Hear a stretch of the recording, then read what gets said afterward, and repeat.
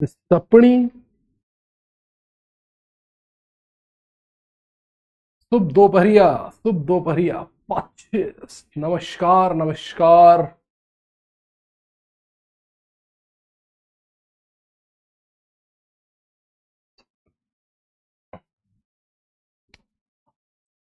नमस्कार, कैसे हैं आप लोग?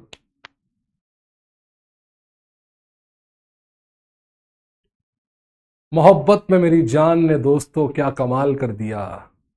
मोहब्बत में मेरी जान ने दोस्तों क्या कमाल कर दिया। मोहब्बत में मेरी जान ने दोस्तों क्या कमाल कर दिया। मैसेज में लिखा आई लव यू और सेंड टू ऑल कर दिया। नमस्कार, क्या हालचाल, कैसे हैं आप लोग? हाँ जी, 25, 26। Good afternoon, good afternoon. दो लेक्चर्स नहीं देखे, आज का समझ में आएगा? कह नहीं सकते आएगा कि नहीं आएगा, कोशिश करेंगे कि आ जाए। चलिए जी, कोशिश पूरी रहेगी कि आपको समझ में आ जाए। आज आयनिक इक्विलिब्रियम को शुरू करने जा रहे हैं। कल आपको आयनिक इक्विलिब्रियम के बारे में एक हल्का सा आइडिया मैंने दिया था।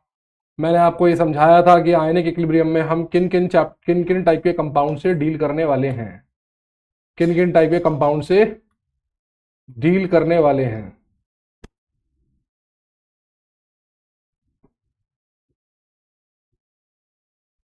तो आज के लेक्चर के लिए फीलिंग एक्साइटेड विथ 69 अदर्स। तो आज मैं आपको पढ़ाऊंगा एसिड बेस कंसेप्ट। आज मैं आपको पढ़ाऊंगा एसिड बेस कंसेप्ट या एसिड बेस थ्योरीज, ठीक है ना, एसिड बेस कंसेप्ट। और मैं आपको पढ़ाऊंगा autoprotolysis of water, autoprotolysis of water, ठीक है। देखिए, आयनिक इक्विलिब्रियम के बारे में जैसा कि हमारी बात हुई थी कि यहां पर हमें उन इक्विलिब्रियम से डील करना है जो इक्विलिब्रियम इलेक्ट्रोलाइट्स के अंदर होते हैं, आयनिक कंपाउंड के सॉल्यूशंस के अंदर होते हैं, एक्वस फेज में होते हैं, पानी के अंदर होते हैं, ठीक है ना। अब इसमें मजे की बात यह है कि इस चैप्टर के अंदर कुछ ऐसे कंसेप्ट्स हैं जो बार बार यूज होते हैं, ठीक है। इस चैप्टर के अंदर कुछ ऐसे कंसेप्ट हैं जो बार बार यूज होते हैं, बार बार उनका यूज आता है, बार बार वो पलट पलट के आते हैं। तो मैं इस चैप्टर को कैसे पढ़ाता हूं? मैं इस चैप्टर को पहले वो बेसिक कंसेप्ट आपको पढ़ा दूंगा। पहले दो लेक्चर में, मैं आज के लेक्चर में और कल के लेक्चर में आपको वो बेसिक्स पढ़ा दूंगा कि भाई वो कंसेप्ट जो बार बार रिपीट होने हैं, वो कंसेप्ट जो बार बार हमें डिस्कस करने हैं, वो जो इसमें बार बार आएंगे, हम पहले उनकी बात कर लेंगे, ठीक है ना। हम पहले उनकी बात कर लेंगे और फिर हम अगले लेक्चर से उसको रिप्लाई मतलब अप्लाई करना सीखेंगे, कैसे उसे अप्लाई करना है। एक बार हम बेसिक सीख जाएंगे, फिर अप्लाई करना तो हमें आ ही जाएगा, ठीक है ना। एक बार हम बेसिक सीख जाएंगे तो अप्लाई करना तो हमें आ ही जाएगा। नए वाले सिलेबस के अकॉर्डिंग, जो नया सिलेबस आया है नीट 2025 के लिए, जो सिलेबस आया है, जिस सिलेबस के अकॉर्डिंग हम लोग पढ़ रहे हैं, बहुत सारी चीजें और इसमें से ट्रिम कर दी गई हैं। तो इस चैप्टर को और आसान करने के लिए एनटीए ने इसमें से बहुत सारी चीजें तो 2024 में ही ट्रिम कर दी थी। इस साल जो सिलेबस आ रहा है, इस साल जो सिलेबस एक्सपेक्टेड है, जो आएगा, जिससे पेपर आएगा, उसमें और भी चीजें ट्रिम हो गई हैं, ठीक है ना। बहुत सारा इसको ट्रिम करके इसको बहुत इजी बनाने की कोशिश की गई है।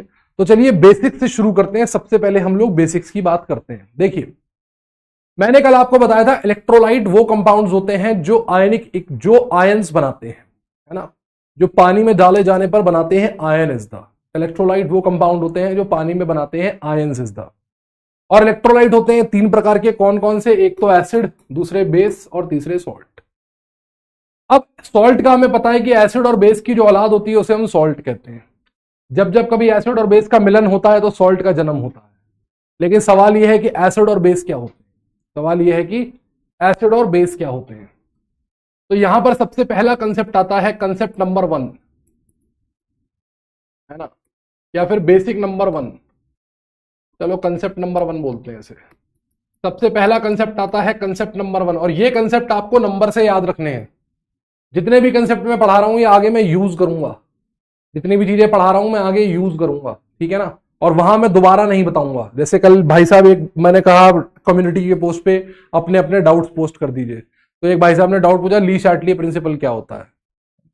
एक भाई साहब ने डाउट पूछा, कहते ली शार्टली क्या होता है, ये बताओ पहले तो, है ना। संडे वाला लेक्चर देखा नहीं, फिर पूछ रहे ली शार्टली क्या होता है। तो ये मैं दोबारा से यूज करूंगा, इस बात का ध्यान रखिएगा, ठीक है। तो सबसे पहले तो हमें यह पता लग जाए कि यार ये एसिड और बेस की थ्योरीज क्या क्या होती हैं, एसिड और बेस किसे किसे कहते हैं, एसिड और बेस किसे किसे कहते हैं। ठीक है, एसिड और बेस किसे किसे कहते हैं। एसिड और बेस की 3 थ्योरीज हैं, देयर आर 3 थ्योरीज जो एसिड और बेस से रिलेटेड है, जिसमें से 2 मैं आपको पढ़ाऊंगा, एक आप आईयूसी में पढ़ेंगे, केमिकल बॉन्डिंग के अंदर आपको पढ़ाई जाएगी लुईस थ्योरी। ठीक है, 2 के बारे में मैं आपसे बात करूंगा। यह सबसे पहली थ्योरी है, सबसे इंपॉर्टेंट सबसे मेन थ्योरी है आर्हेनियस थ्योरी, जो हम इस चैप्टर में फॉलो करेंगे, आर्हेनियस थ्योरी। ठीक है, आर्हेनियस थ्योरी क्या होती है, आर्हेनियस थ्योरी में एसिड्स क्या होते हैं, आर्हेनियस थ्योरी में एसिड्स वो कंपाउंड होते हैं जो पानी में H+ देते हैं, जो पानी में H+ देते हैं। ठीक है, जो H+ देगा पानी में वो एसिड, जो H+ देगा पानी में वो एसिड, जो H+ दे पानी में वो एसिड, जैसे HCl, HNO3, HBr, HI, H2SO4, HCN, CH3COOH etcetera. जो पानी में H+ देगा उसे हम लोग आर्हेनियस एसिड कहते हैं, जो H+ देगा पानी में वो आर्हेनियस एसिड, जो पानी में OH- दे, जो पानी में OH- दे उसे हम कहते हैं आर्हेनियस बेसिस, जो पानी में OH- दे उन्हें हम कहते हैं आर्हेनियस बेसिस, जैसे NaOH, KOH, RbOH, CaOH whole twice, MgOH whole twice, ठीक है ना, BaOH होल ट्वाइस एक्सेट्रा। जो OH- देंगे पानी में वो कहलाएंगे आर्हेनियस बेसिस। ठीक है, जो H+ देवे पानी में वो एसिड, जो OH- देवे पानी में वो बेस, और जिसे देख के लगे गई भैंस पानी में वो सोनाक्षी सिन्हा। ठीक है, वो कौन, वो सोनाक्षी सिन्हा। तो आर्हेनियस थ्योरी कहती है ऐसे कंपाउंड जिन्हें पानी में डाला जाए और पानी में डालने पर वो H+ दे दें, ऐसे कंपाउंड्स को आर्हेनियस एसिड कहते हैं, और ऐसे कंपाउंड जो पानी में डालने पर OH- दे दें उन्हें हम आर्हेनियस बेस कहते हैं। ठीक है, अब आपको पता है कि एसिड्स और बेसिस जो होते हैं ये, एसिड्स और बेसिस जो होते हैं ये क्या होते हैं, स्ट्रॉन्ग और वीक की कैटेगरी में बांटे जा सकते हैं। कल मैंने आपको बताया था इलेक्ट्रोलाइट 2 तरह के होते हैं, स्ट्रॉन्ग इलेक्ट्रोलाइट्स और वीक इलेक्ट्रोलाइट्स। इसका मतलब एसिड्स भी जो होंगे वो 2 कैटेगरी में बटेंगे, स्ट्रॉन्ग एसिड्स और वीक एसिड्स। तो स्ट्रॉन्ग आर्हेनियस एसिड्स कौन कौन से होते हैं, जो पूरे पूरे टूटते हैं। स्ट्रॉन्ग आर्हेनियस एसिड्स कौन कौन से होते हैं जो पूरे पूरे टूटते हैं, HCl, HNO3, HBr, HI, HClO4 और H2SO4।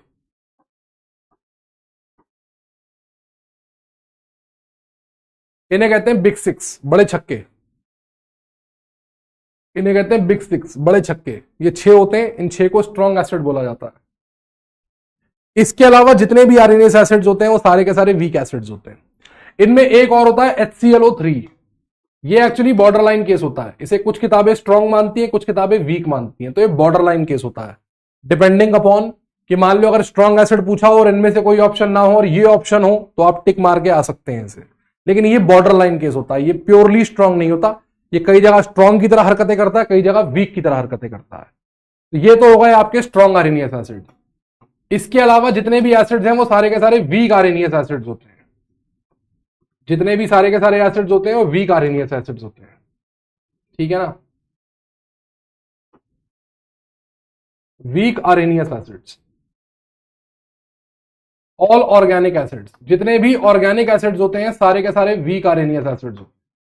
इनफैक्ट ऑर्गेनिक में भी तुमने जिन्हें स्ट्रॉन्ग पढ़ा है, जैसे trinitrotoluene picric acid, benzene sulphonic acid, benzoic acid, जिन्हें तुमने ऑर्गेनिक में स्ट्रॉन्ग पढ़ा है वो भी हमारे यहां वीक की तरह ट्रीट होते हैं, हम उनकी कोई इज्जत नहीं करते, हमारे यहां वो वीक की तरह ट्रीट होते हैं। तो जितने भी ऑर्गेनिक एसिड्स होते हैं वो सारे के सारे वीक आर्हेनियस एसिड्स की तरह ट्रीट होते हैं। ऑल ऑर्गेनिक एसिड्स, जितने भी एसिड्स होंगे ऑर्गेनिक एसिड्स वो सारे के सारे वीक की तरह यहां पर ट्रीट होते हैं। We treat all organic acids at weak acid, जैसे कि एसिटिक एसिड, जैसे कि बहनजोइक एसिड, है ना, जैसे कि बहनजीन सल्फोनिक एसिड एटसेट्रा। सारे ऑर्गेनिक एसिड जो होते हैं वीक होते हैं, ठीक है। और वीक एसिड्स का एग्जांपल जैसे HCN वीक एसिड है, HF एक वीक एसिड है, HOCl एक वीक एसिड है, HClO2 एक वीक एसिड है, HNO2 एक वीक एसिड है, H2SO4 एक H2SO3 एक वीक एसिड है, H2S एक वीक एसिड है, और ऐसे बहुत सारे हो जाएंगे। ये 6-7 के अलावा जितने भी एसिड्स होते हैं, मोटी मोटी बात ये समझ लो, ये 6-7 के अलावा जितने भी होते हैं सारे वीक, ये 6-7 के अलावा जितने भी होते हैं सारे के सारे वीक, ठीक है ना। ये 6-7 के अलावा जितने भी होते हैं, ये 6 या 7 पकड़ लो, मैक्सिमम ये 7 पकड़ लो, जितने भी होते हैं सबके सब वीक होते हैं, सब वीक होते हैं, ठीक है। क्यों बता रहा हूं मैं स्ट्रॉन्ग और वीक? क्योंकि वीक में हमें क्या मिलता है, वीक में हमें इक्विलिब्रियम मिलता है। क्या मिलता है? इक्विलिब्रियम मिलता है। क्या मिलता है वीक में हमें? वीक में हमें इक्विलिब्रियम मिलता है, ठीक है ना। वीक में हमें इक्विलिब्रियम मिलता है। क्या मिलता है भैया? इक्विलिब्रियम। ऐसे ही बात करते हैं स्ट्रॉन्ग आर्हेनियस बेसिस की। Strong Arrhenius basis, strong Arrhenius तोरी ऐसी की तैसी, strong Arrhenius basis. Strong Arrhenius basis में देखिए सबसे पहले तो आते हैं पहले ग्रुप के सारे base, LiOH, NaOH, KOH, RbOH, CSOH, ठीक है, ये आ गए। इसके अलावा आता है SROH का होल ट्वाइस और BaOH का होल ट्वाइस, ठीक है। ये 7 होते हैं, इन्हें स्ट्रॉन्ग बेस मानते हैं। एक CaOH का होल ट्वाइस होता है, कैल्शियम हाइड्रोक्साइड। ये बॉर्डरलाइन केस होता है, इस पर हम में और IUC वालों में लड़ाई है, विवाद है। IUC वाले कहते हैं स्ट्रांग होता है, हम कहते हैं वीक होता है। ये भी बॉर्डरलाइन केस होता है CaOH होल ट्वाइस। तो जहां जैसा होता है उस हिसाब से हम इसको लेते हैं। ये भी हमारे लिए विवादित है, विवादित टेरिटरी है ये, ठीक है ना। ये भी हमारे और IUC वालों के बीच में कश्मीर की तरह है, विवादित टेरिटरी है। हम कहते हैं वीक होता है, वो कहते हैं स्ट्रांग होता है, ठीक है। हम कहते हैं वीक है, वो कहते हैं स्ट्रांग है। लड़ाई चल रही काफी समय से, इस लड़ाई का कोई हल नहीं निकला है, तो इसलिए इसको मैंने अंत में मेंशन तो कर दिया है, हालांकि एंड में मैंने इसको मेंशन तो कर दिया है, ठीक है ना। एंड में मैंने इसको मेंशन तो कर दिया है, ठीक है। तो ये तो आ गए आपके क्या, स्ट्रॉन्ग आर्हेनियस बेसिस। और इसके अलावा जितने भी आर्हेनियस बेसिस होते हैं वो सारे के सारे वीक आर्हेनियस बेसिस होते हैं। जैसे वीक आर्हेनियस बेसिस की ब्रांड एम्बेसडर है अमोनिया। वीक आर्हेनियस बेसिस की ब्रांड एम्बेसडर कौन है? अमोनिया। अमोनिया मतलब NH4OH। ये वीक आर्हेनियस बेसिस की ब्रांड एम्बेसडर है। सबसे वीक, जब जब कभी वीक का नाम आएगा NH4OH का नाम आएगा। जब जब भी कभी मैं वीक का नाम लूंगा तो NH4OH का नाम आएगा ही आएगा। ऑल ऑर्गेनिक बेसिस, जितने भी ऑर्गेनिक बेसिस होते हैं वो सारे के सारे वीक होते हैं। जितने भी ऑर्गेनिक बेसिस होंगे, all of the acids, all of the bases are weak, ठीक है ना। जैसे for example amine, methyl amine, ethyl amine, aniline, C6H5NH2, ये जितने भी होते हैं ये सारे के सारे वीक बेस होते हैं। BeOH whole twice, MgOH whole twice, sorry MgOH whole twice, FeOH whole thrice, AlOH whole thrice, ये सब के सब वीक एसिड कहलाते हैं, ये वीक बेस कहलाते हैं। All of them are weak bases, ठीक है। तो जो मैंने आपको स्ट्रॉन्ग बता दिया, अगर आप स्ट्रॉन्ग याद रख लेते हैं तो उसके बाद फिर आपको दिमाग लगाने की जरूरत नहीं है। अगर आपने स्ट्रॉन्ग याद रख लिया तो स्ट्रॉन्ग याद रखने के बाद फिर सारे के सारे इसके बाद वीक हैं। एक बार अगर आपको स्ट्रॉन्ग याद हो गए तो स्ट्रॉन्ग के बाद सारे के सारे के सारे के सारे क्या है? ये वीक है, ठीक है। तो स्ट्रॉन्ग जरूर याद रखिए, बाकी वीक आपको पता लगते रहेंगे। बहुत सारे मैंने बता दिए, बहुत सारे आपको आगे पता लगते रहेंगे। तो आप स्ट्रॉन्ग पर फोकस रखिए कि आपको स्ट्रॉन्ग याद हो जाए, ठीक है। अब देखिए इस कॉन्सेप्ट में दो दिक्कतें हैं। इस कॉन्सेप्ट में दो दिक्कतें हैं। दिक्कत नंबर 1, दिक्कत नंबर एक, इस कॉन्सेप्ट में दो दिक्कतें हैं। दिक्कत नंबर एक, पहला तो ये कॉन्सेप्ट केवल पानी के अंदर बेस्ड है। बहुत सारे एसिड्स और बेसिस ऐसे होते हैं जो पानी में घुलते ही नहीं है। बहुत सारे एसिड्स और बेसिस ऐसे होते हैं जो पानी में घुलते ही नहीं है। ठीक है, पानी में घुलते ही नहीं है। तो क्या उनके लिए हम स्ट्रेंथ डिटरमाइन नहीं कर सकते? और बहुत सारे बेसिस ऐसे होते हैं जो OH माइनस नहीं देते, होते तो बेस है लेकिन वो OH माइनस निकाल के नहीं देते। जैसे अमाइंस, ये बेस है, ये OH माइनस निकाल के नहीं देते। बहुत सारे ऐसे बेस होते हैं ऑर्गेनिक में, ऑर्गेनिक केमिस्ट्री में there are lot of bases जो OH माइनस निकाल के नहीं देते। तो इन दोनों समस्याओं को दूर करने के लिए, इन दोनों समस्याओं को दूर करने के लिए एक पति पत्नी थे, एक पति पत्नी थे, उन्होंने एक कॉन्सेप्ट बनाया जिसे हम कहते हैं ब्रोंस्टेड। ब्रोंस्टेड पति का नाम था, पत्नी का नाम था लोरी। ब्रोंस्टेड लोरी थ्योरी, ब्रोंस्टेड लोरी थ्योरी। ठीक है, ब्रोंस्टेड लोरी थ्योरी। ब्रोंस्टेड लोरी थ्योरी एक ज्यादा जनरल थ्योरी है क्योंकि इसमें सॉल्वेंट की लिमिटेशन नहीं है। ब्रोंस्टेड लोरी थ्योरी जो है ये एक जनरल थ्योरी है जिसमें सॉल्वेंट की लिमिटेशन नहीं है।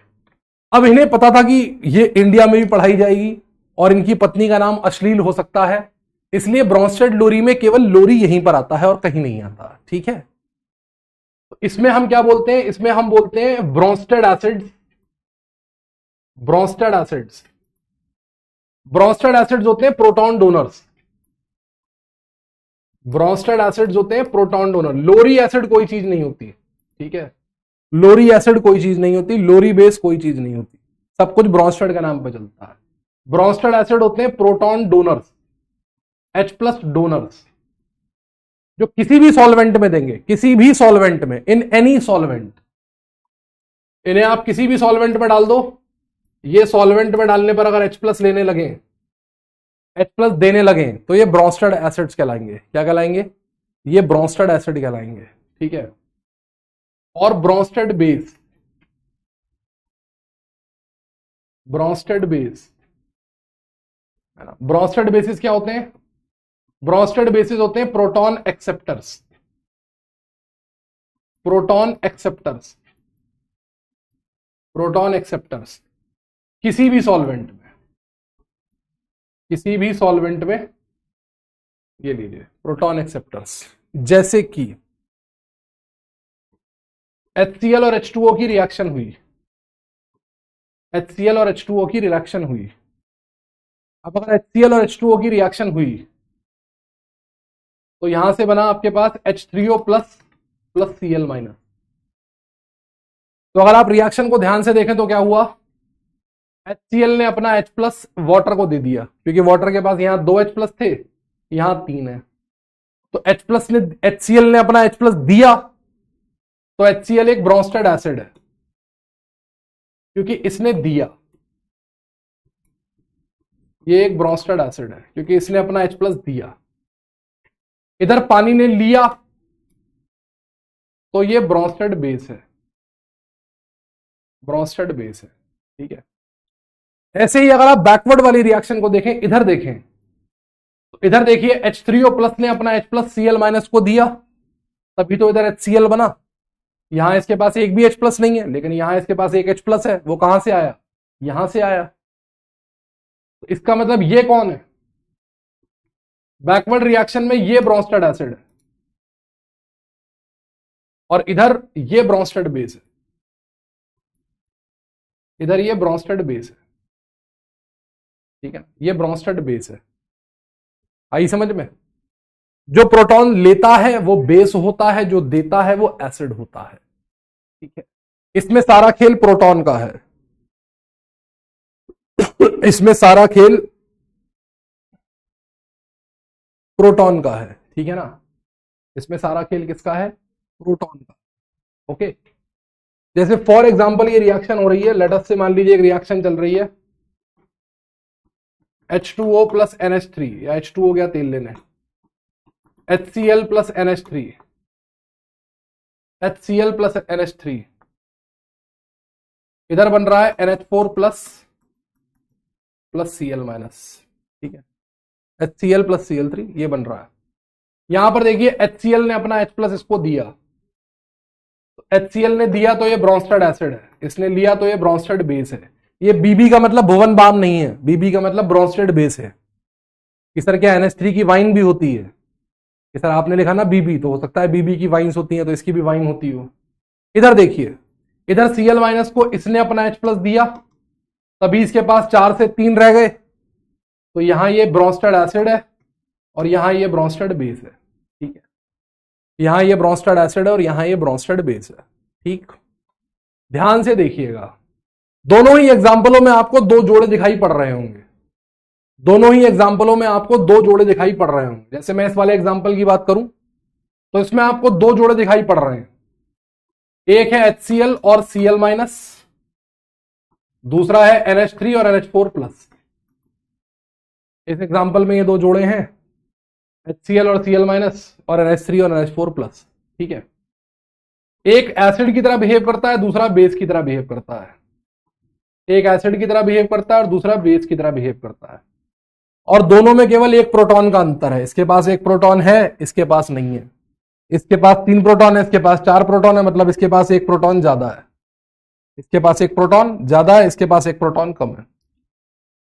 तो ऐसे जोड़ों को जिनमें केवल 1 प्रोटॉन का डिफरेंस होता है, ऐसे जोड़ों को जिनमें केवल 1 प्रोटॉन का डिफरेंस होता है, ठीक है ना, ऐसे जोड़ों को जिनमें केवल 1 प्रोटॉन का डिफरेंस होता है, उन्हें हम कहते हैं conjugate acid base pairs. Conjugate acid base pair, conjugate acid base pair. ठीक है, ब्रोंस्टेड एक नया कंसेप्ट लेके आया, ब्रोंस्टेड और लोरी एक नया कंसेप्ट मार्केट में लेके आए, conjugate acid base pair. Conjugate acid base pair में क्या होता है, 1 प्रोटॉन का डिफरेंस होता है। जैसे HCl और Cl माइनस है, HCl और Cl माइनस में केवल 1 प्रोटॉन का डिफरेंस है, और एक एसिड है दूसरा बेस है। ऐसे ही NH3 और NH4 प्लस है, एक एसिड है एक बेस है, दोनों में 1 प्रोटॉन का डिफरेंस है। ऐसे ही इस वाले एग्जांपल में आप देखिए, इस वाले एग्जांपल में आप देखिए, वाटर और H3O प्लस, वाटर बेस है, ये एसिड है, और साथ में दूसरा वाला तो है ही HCl और Cl माइनस, ये ब्रोंस्टेड एसिड है, ये ब्रोंस्टेड बेस है। ठीक है भाई साहब, ठीक है ना।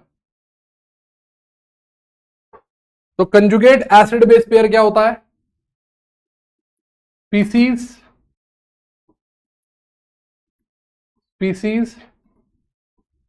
which differ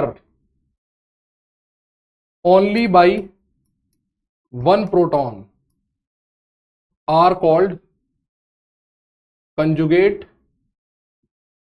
acid base base. ऐसी स्पीसीज जिनमें केवल 1 प्रोटॉन का डिफरेंस होता है, ऐसी स्पीसीज जिनमें केवल 1 प्रोटॉन का डिफरेंस होता है, उसे हम लोग कंजुगेट एसिड बेस पेयर कहते हैं। ठीक है, कंजुगेट एसिड बेस पेयर कहते हैं। अगर आप इन एग्जांपल्स को ध्यान से देख पा रहे हैं, अगर आप इन एग्जांपल्स को ध्यान से देख पा रहे हैं, तो हर बार एसिड के पास 1 प्रोटॉन ज्यादा है, तभी तो वो प्रोटॉन देगा। हर बार एसिड के पास 1 प्रोटॉन ज्यादा है, ज्यादा होगा तभी तो वो देगा।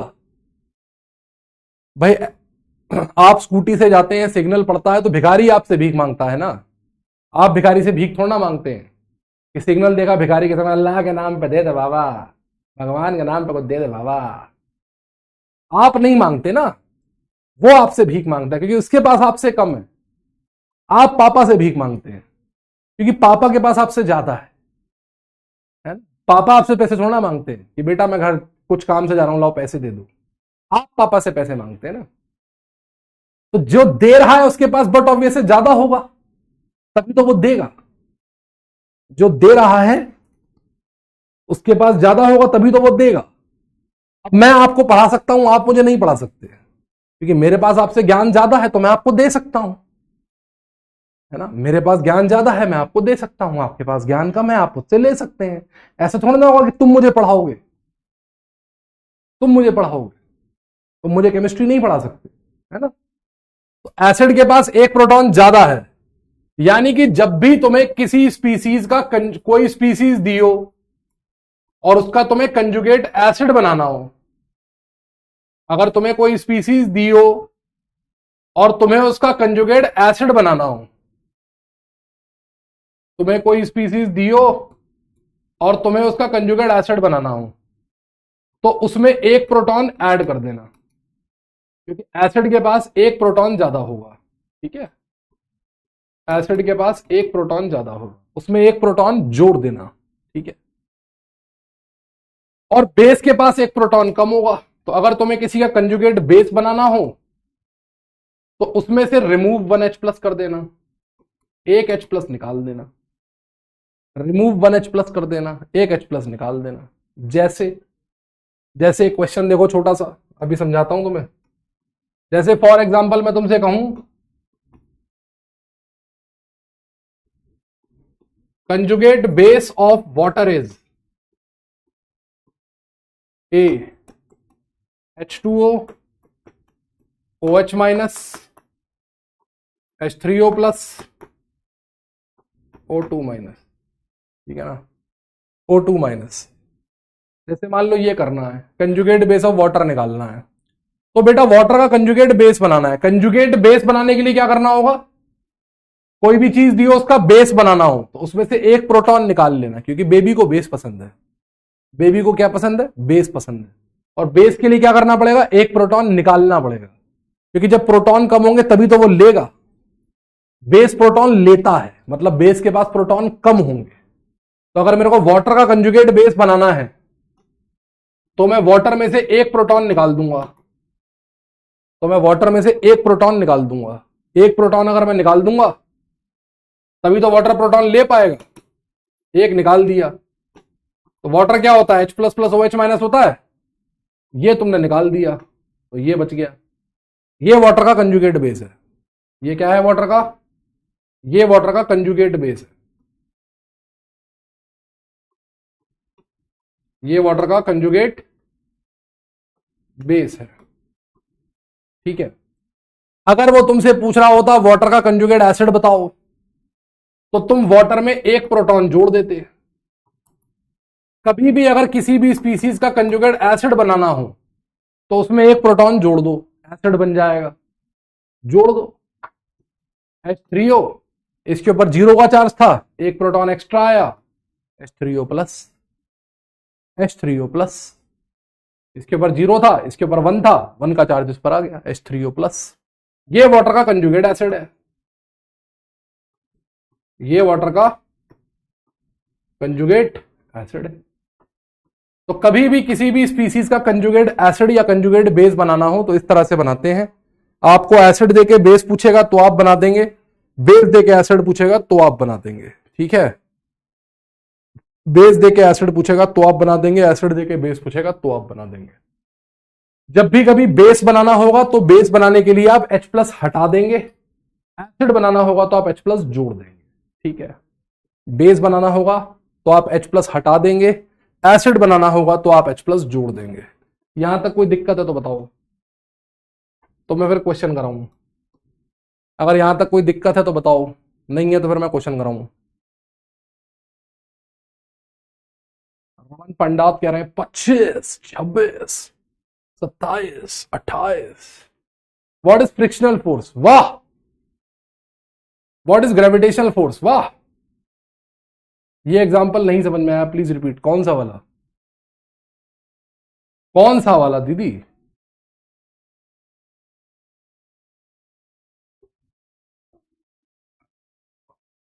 RbOH के नीचे क्या है, CSOH, caesium hydroxide. CSOH, caesium hydroxide, CSOH, computer science OH वगैरह। 30 मिनट का बोल तो ठीक है, 30 मिनट का बोल ऐसे ही होते हैं बेटा। 30 मिनट अपनी क्लास में ऐसे ही होता है। इधर तू सो के उठा और इधर 1.5 घंटा पूरा, इधर तेरी नींद लगी, इधर तू सो के उठा। लोग कहते हैं आइंस्टाइन की रिलेटिविटी, आइंस्टाइन की रिलेटिविटी क्रैक नहीं होती। रिलेटिविटी बहुत टफ है समझना। मैंने रिलेटिविटी बचपन में क्रैक कर ली थी। मैंने रिलेटिविटी बचपन में क्रैक कर ली थी, बचपन में समझ गया था। आइंस्टाइन अपने रिलेटिविटी में कहता है टाइम की स्पीड वेरिएबल होती है। मैं कहता हूं हाँ बिल्कुल होती है, टाइम की स्पीड वेरिएबल होती है, बिल्कुल होती है, बिल्कुल 100% होती है।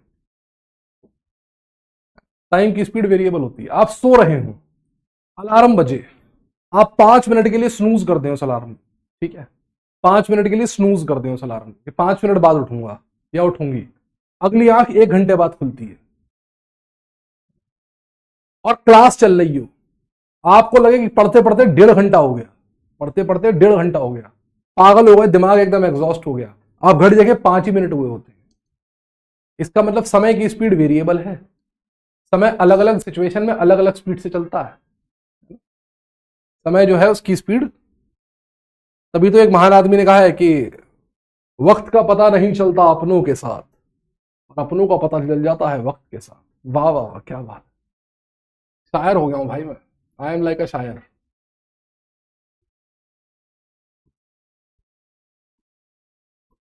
आओ करें।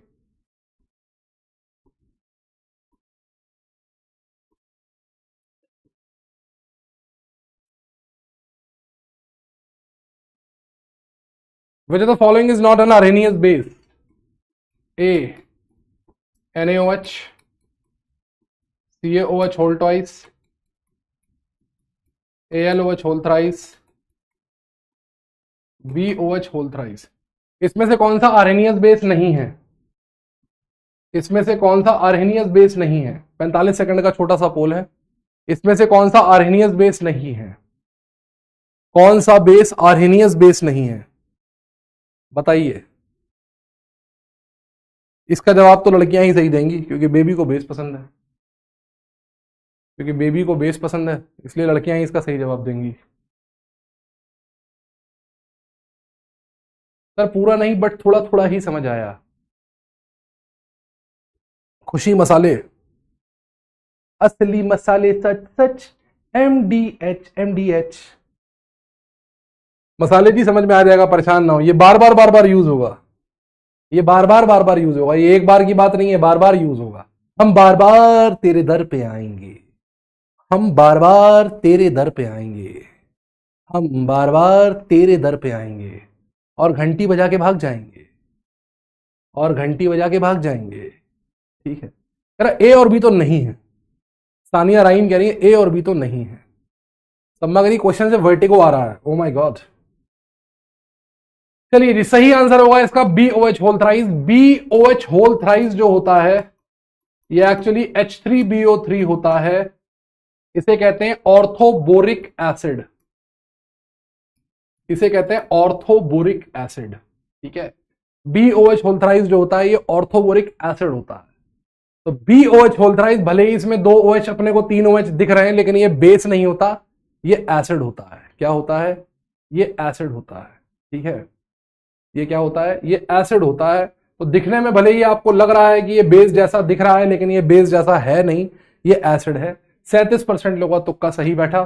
सी और डी पर तुक्के लगे थे मैक्सिमम, सी और डी पर लोगों ने बाजी लगाई थी, तो सी वाले लोगों की ऐसी तैसी हो गई। ए और बी तो क्लियर था, दिख रहा था, क्योंकि मैंने एग्जाम्पल में लिख दिया था, लेकिन सी और डी में लोगों को डाउट था, तो लोगों ने तुक्का लगाया और 37% लोगों का तुक्का सही बैठा। चलिए, वेरी गुड। इनमें से कौन सा आर्हेनियस बेस नहीं है? इनमें से कौन सा आर्हेनियस बेस नहीं है, ये क्वेश्चन हम लोगों ने कर लिया। आगे देखते हैं, statement 1।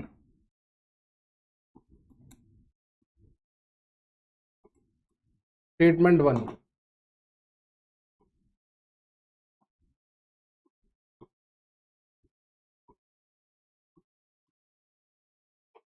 compounds giving H plus in any solvent are Bronsted acids. जो किसी भी सॉल्वेंट में H प्लस देते हैं वो ब्रोंस्टेड एसिड्स होते हैं। स्टेटमेंट 2, जो किसी भी सॉल्वेंट में H प्लस देते हैं वो ब्रोंस्टेड एसिड्स होते हैं। All Arrhenius acids are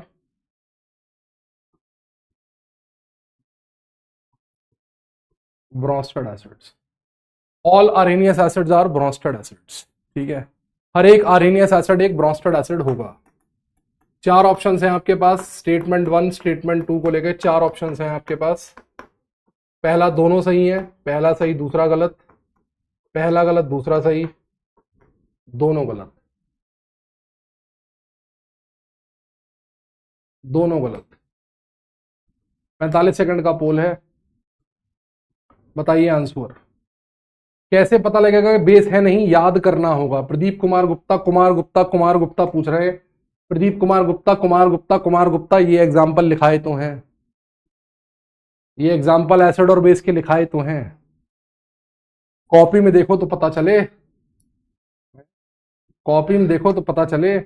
master साहब ने बंटी से पूछा एक बार कि बंटी ये बताओ कुतुब मीनार कहाँ है, बंटी बोला नहीं पता, बोला ताजमहल कहाँ है, बोला नहीं पता, बोला अच्छा हुमायूं का मकबरा कहाँ है, बोला नहीं पता। मास्टर जी बोले इतिहास पे ध्यान दो तो पता चले। उसने कहा मास्टर मैं आपसे सवाल पूछूं? कहता हाँ बताओ पूछो। कहता बताइए मास्टर राजू मोनू और सोनू, राजू मोनू सोनू बबलू ये सब कौन है?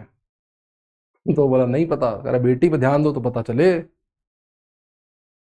H3BO3 आर्हेनियस एसिड भी नहीं है, H3BO3 कुछ नहीं है। H3BO3 के बारे में मैं आपको आगे बताऊंगा। H3BO3 ना तो आर्हेनियस एसिड है ना आर्हेनियस बेस है, ठीक है। H3BO3 का अजीबोगरीब टाइप की चीज है, ठीक है। H3BO3 का अजीबोगरीब टाइप की चीज है, उसके बारे में मैं आपको आगे बताऊंगा, जब मैं आपको नॉर्मेलिटी पढ़ाऊंगा वहां बताऊंगा H3BO3। इस क्वेश्चन में सीए मैंने आपसे स्ट्रॉन्ग और वीक थोड़ा ना पूछा है। CaOH होल ट्वाइस तो स्ट्रॉन्ग एसिड और वीक होता ना, स्ट्रॉन्ग और वीक थोड़ा ना पूछा है मैंने तो ये पूछा है कि CaOH whole twice border line case है इस बात के लिए कि स्ट्रॉन्ग है या वीक है, स्ट्रॉन्ग है या वीक है। मैंने ये थोड़ा पूछा स्ट्रॉन्ग कौन सा है, मैंने तो ये पूछा है कि ये तो याद करना जरूरी है और क्या, इनके बिना पढ़ोगे कैसे, इनके बिना पढ़ोगे कैसे। आइए देखते हैं। देखिए पहला स्टेटमेंट तो बिल्कुल सही है, कोई भी जो सॉल्वेंट में किसी भी सॉल्वेंट में जो H+ दे दे, जो किसी भी सॉल्वेंट में H+ दे दे वो ब्रोंस्टेड एसिड होता है। पहला बिल्कुल सही है, ठीक है, पहला बिल्कुल सही है।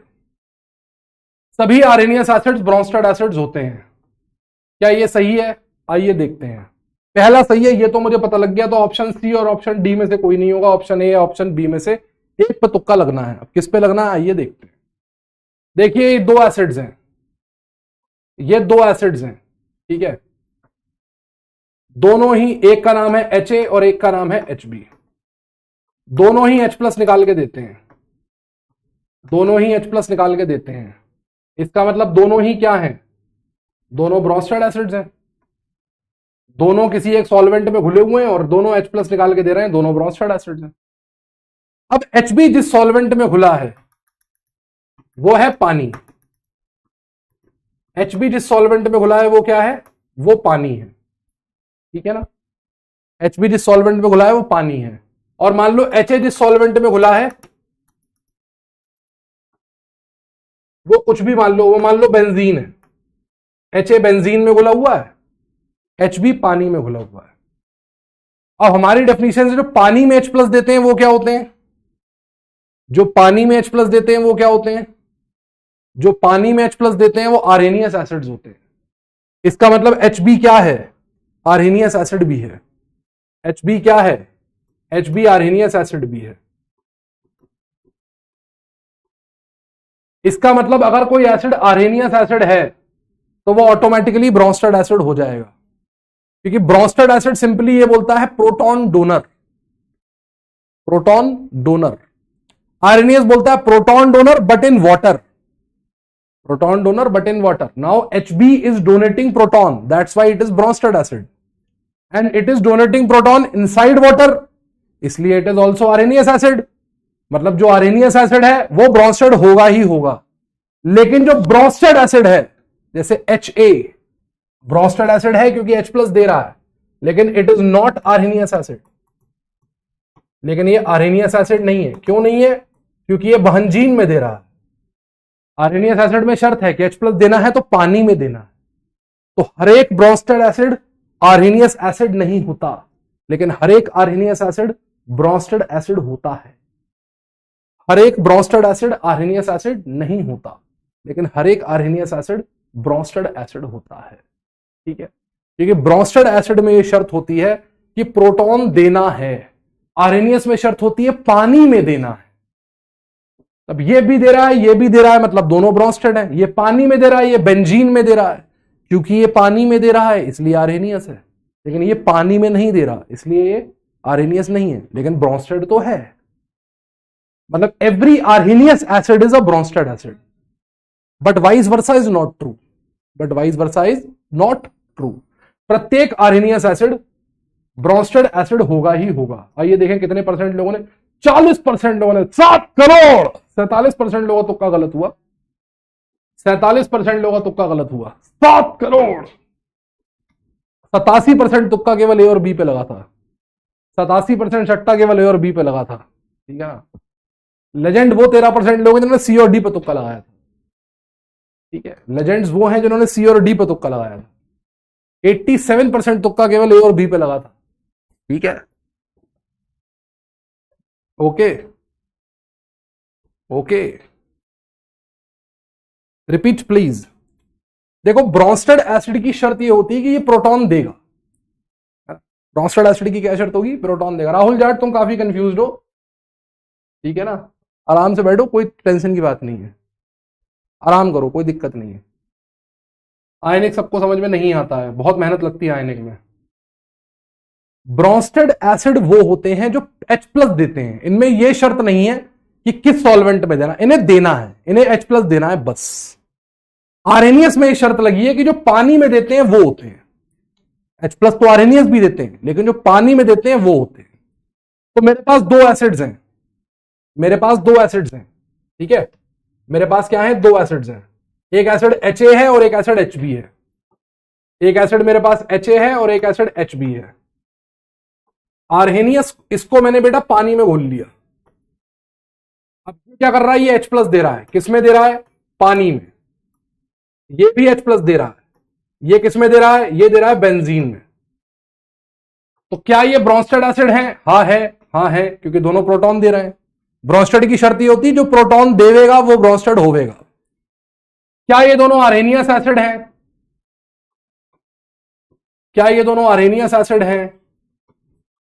तो ऊपर वाला तो है साहब, क्योंकि ये पानी में देवे है, ये पानी में देवे है, लेकिन यो ना होवे है। क्यों ना होवे भाई?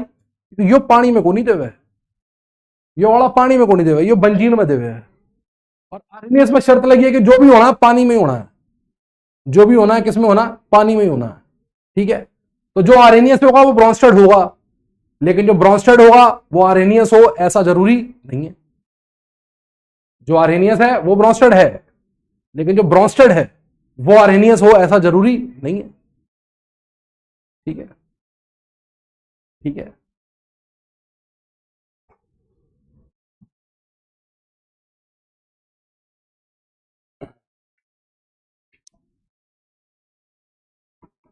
एक क्वेश्चन है, strong acids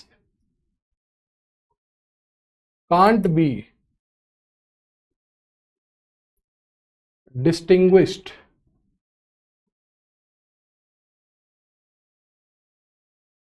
from each other in aqueous solution. This effect is known by, this effect is known as A, Arrhenius effect, Bronsted effect,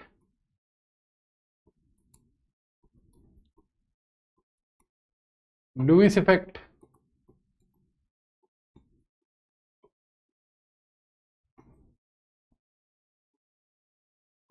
leveling effect.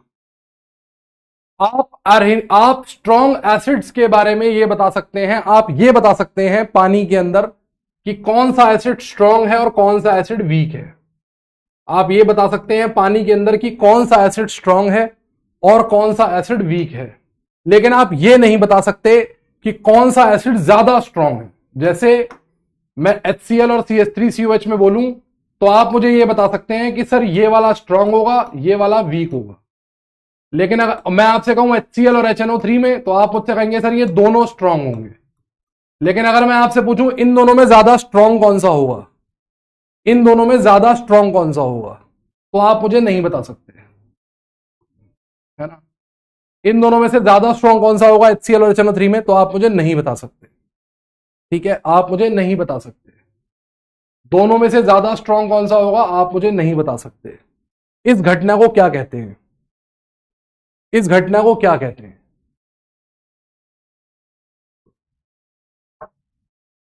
Munmun नागदागरी sir आप राजस्थानी हो? नहीं नहीं, राजस्थानी नहीं है भाई।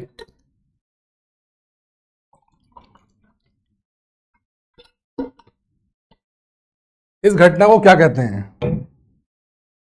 अब मगर ये बहुत डेंजरस चैप्टर है।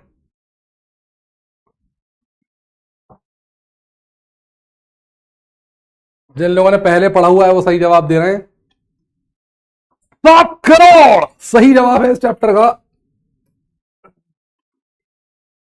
इसका जवाब है लेवलिंग इफेक्ट, ठीक है, इसे लेवलिंग इफेक्ट कहते हैं।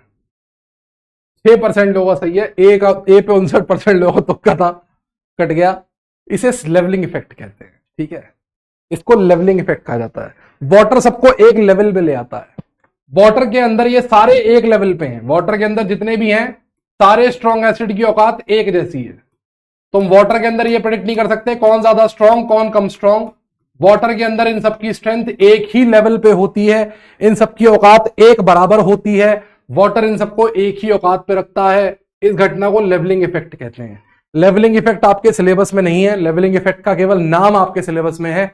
इस पर मैक्सिमम ये क्वेश्चन आ सकता है कि क्या होता है लेवलिंग इफेक्ट। तो लेवलिंग इफेक्ट ये होता है कि वाटर के अंदर आप स्ट्रॉन्ग और वीक तो पता लगा सकते हो, लेकिन स्ट्रॉन्ग और स्ट्रॉन्ग में कंपैरिजन नहीं कर सकते। आप ये नहीं बता सकते कि कौन सा एसिड ज्यादा स्ट्रॉन्ग होगा, कौन सा एसिड कम स्ट्रॉन्ग होगा। जो स्ट्रॉन्ग है वो सारे स्ट्रॉन्ग हैं, जो स्ट्रॉन्ग है वो सारे स्ट्रॉन्ग हैं। इट इज जस्ट लाइक कि आप चाइना जाएं, इट इज जस्ट लाइक आप चाइना जाएं और आपकी चोरी हो जाए सामान, है ना, आपका सामान चोरी हो जाए और पुलिस आपसे कहे स्केच बना दो, पुलिस आपसे कहे आप स्केच बना दो। आपने चोर का हुलिया देखा है, स्केच बनवा दो। या आप पंजाब जाएं, जैसे मेरे 3-4 सरदार दोस्त थे, तो मैं हमेशा कंफ्यूज होता था, पहचान नहीं पता था कौन सा वाला कौन सा है। तो आप चाइना चले जाएं, वहां आपका सामान चोरी हो जाए, तो आप चोर का हुलिया नहीं बता सकते, आप चोर का हुलिया नहीं बता सकते, ठीक है ना, आप चोर का हुलिया नहीं बता सकते। चलिए आइए एक क्वेश्चन और करें। क्वेश्चन,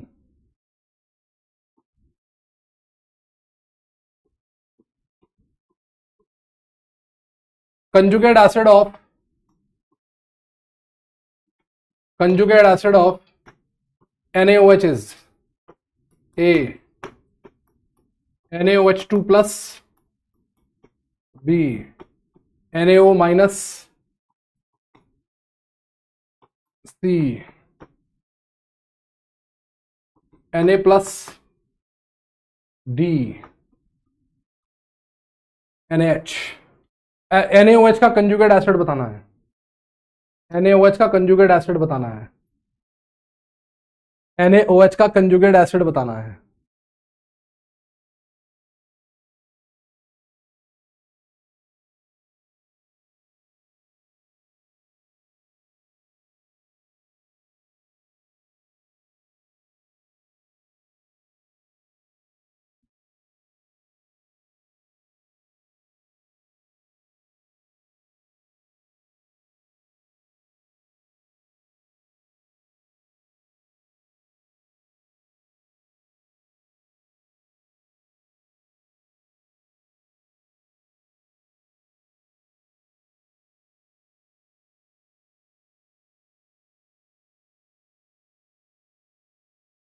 मैं क्या मजे ले रहा हूं, मैं रेसिस्ट थोड़ा ना हूं, मैं तो एक एग्जांपल दे रहा हूं कि यार पानी सारे के सारे एसिड्स एक जैसे होते हैं, इसमें रेसिस्ट वाली कौन सी बात है। H+ स्क्वायर होगा बस, हिमांशु मिश्रा कह रहे हैं H+ स्क्वायर होगा बस, मुझे लगा था D सही होगा, देखते हैं क्या होगा।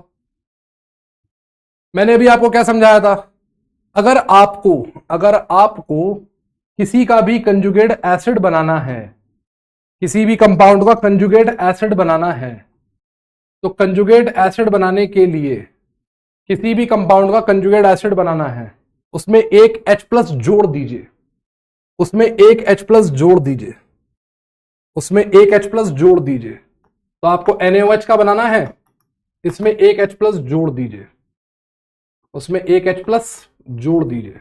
ठीक है, तो NaOH H ये आपने जोड़ दिया, इसमें एक H और एक OH जुड़ गया। अब H ने जैसे ही OH को देखा, H ने जैसे ही OH को देखा, H ने जैसे ही OH को देखा, H की जो नीयत थी वो खराब हो गई।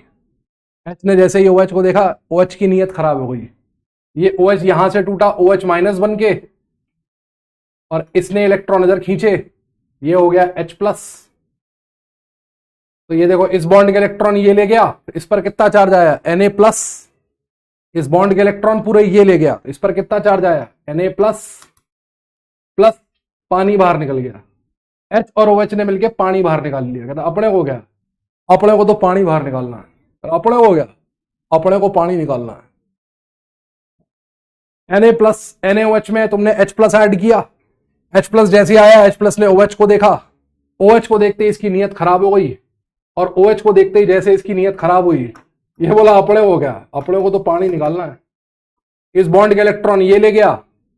आपको पता है रेडॉक्स रिएक्शन जब सिंगल बॉन्ड टूटता है, इस पर प्लस का चार्ज आता है, प्लस का चार्ज आ गया, ये पानी बाहर निकल गया। फिर अपने हो गया, अपने को पानी निकालना है, पानी निकल गया, Na प्लस बच गया। सी ऑप्शन सही हो गया, सी ऑप्शन सही हो गया। 20% लोगों का तुक्का केवल। लोग कंजुगेट एसिड में OH जोड़े चले जा रहे हैं। लोगों ने कंजुगेट एसिड में OH जोड़ दिया। ए ऑप्शन पे मैक्सिमम तुक्का लगा है, उन्हें यह भी नहीं दिख रहा है कि OH ऑप्शन है क्या। NaOH2 प्लस, दो OH जोड़ रहे हैं, OH के आगे होल ट्वाइस है बाबू। कंजुगेट एसिड बनाने के लिए H प्लस जोड़ा जाता है, कंजुगेट एसिड बनाने के लिए H प्लस जोड़ा जाता है। ठीक है, एक और करो इसी कंसेप्ट पे, एक और करो इसी कंसेप्ट पे, एक और करो इसी कंसेप्ट पे।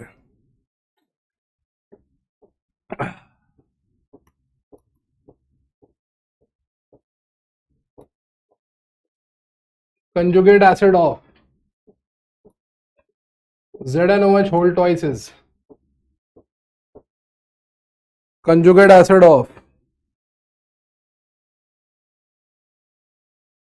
ZnOH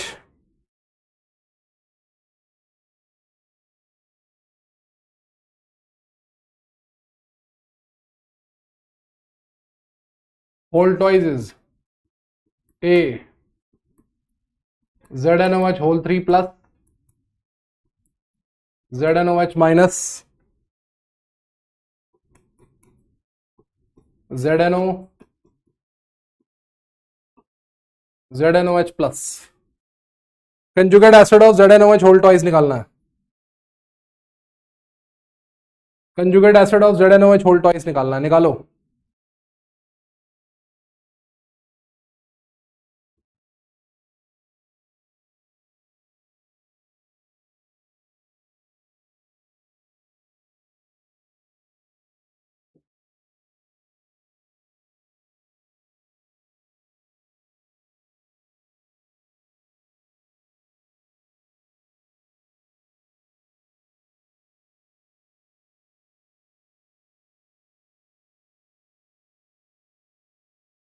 निकालो, आज कितना कट रहा है,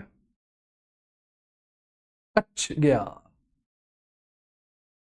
कंजुगेट एसिड निकालना है,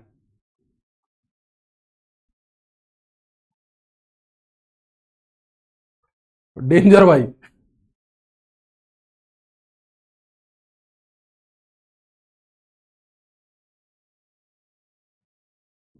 डाउट चेक अभी करते हैं, डाउट चेक इस क्वेश्चन के बाद डाउट चेक करते हैं। मैं कब काट रहा हूं, कॉन्सेप्ट ही तो बता रहा हूं, मैं कब बता रहा हूं, मैं कब काट रहा हूं, कैसे ये चैप्टर है, मैं कहां काट रहा हूं। कंजुगेट एसिड बनाना है, एक H प्लस जोड़ दो, एक H प्लस जोड़ दो, ZnOH OH और H plus.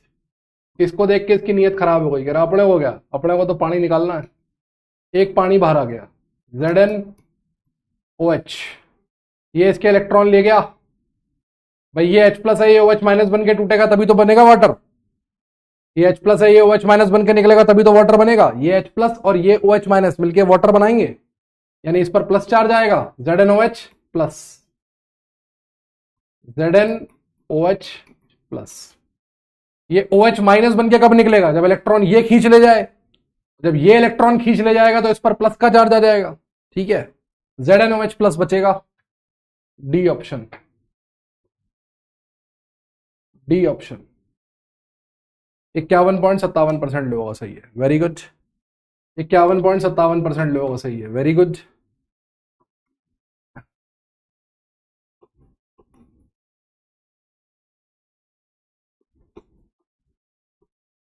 Conjugate base of AlH2O whole thrice is A AlH2O OH positive, B AlH2O2 OH, C AlOH whole thrice plus, और D AlOH2 H plus. Conjugate base निकालना है, conjugate base निकालना है। AlH2O3 plus का conjugate base निकालना है, निकालो। मैं तब तक जरा डाउट्स देख लेता हूं। शिखा सर लेवल बढ़ाते जा रहे हो क्वेश्चंस के। मैं क्या लेवल, सड़े सड़े क्वेश्चन नहीं है, इनमें लेवल बढ़ रहा है। What is photosynthesis in thermodynamics? Non spontaneous reaction. A option क्यों नहीं होगा? ए ऑप्शन कैसे हो जाएगा? तीन एक, जब कंजुगेट एसिड बनाते हैं तो एक H जोड़ते हैं, OH थोड़ा ना जोड़ते हैं। कंजुगेट एसिड में एक H जोड़ते हैं, OH थोड़ा ना जोड़ते हैं। इसके पास 2 OH हैं, इसके पास 3 OH हैं, OH थोड़ा ना जोड़ते हैं कंजुगेट एसिड में।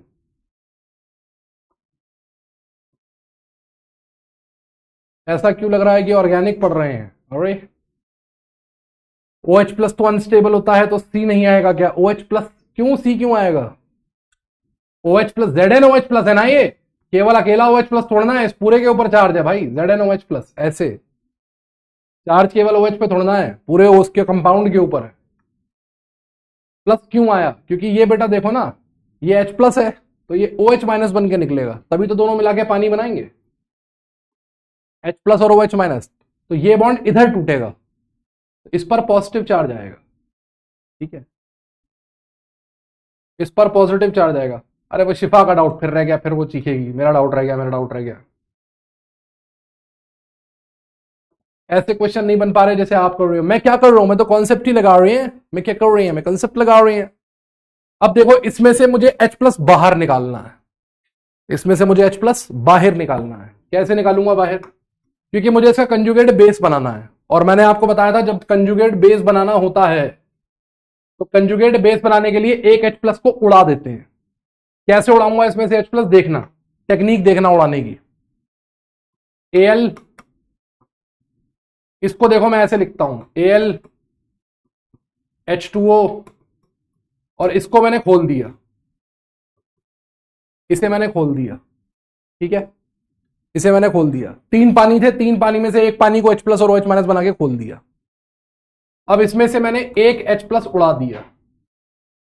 एक H प्लस अगर मैं उड़ाऊंगा तो क्या होगा, क्या बचेगा अंदर? देखो, Al H2O का होल ट्वाइस OH, OH पर कितना चार्ज है? -1। ऊपर कितना चार्ज है? +1। -1 और +1 मिलके खत्म हो गए, -1 और +1 मिलके खत्म हो गए, -1 और +1 मिलके क्या हो गए? खत्म हो गए, और ये बच गया। -1 और +1 मिलके खत्म हो गए, ये बच गया। मैच करो, बी ऑप्शन। भाई मैंने 3 पानी थे, 3 पानी थे, 3 पानी में से 2 पानी को एज इट इज रखा, तीसरे पानी को मैंने H प्लस और OH माइनस करके खोल दिया। ऐसे लिख सकता हूं, इसका H प्लस बाहर निकाल दिया, आ गया बाहर। अब इसका माइनस और इसका प्लस मिलके 0 हो गए, तो ये इसका कंजुगेट बेस है, ये इसका कंजुगेट बेस है। ठीक है, अगर आपने एक और क्वेश्चन कराया ना तो रो देंगे हम, कोई हमें रोक नहीं पाएगा। ऐसे क्वेश्चन करा रहे हो, शर्म नहीं आती? मजे ले रहे हो बच्चों के, हम मासूम बच्चों के मजे ले रहे हो, शर्म नहीं आती? खोपड़ी तोड़ इसका, मोटे का खोपड़ी तोड़, खोपड़ी तोड़।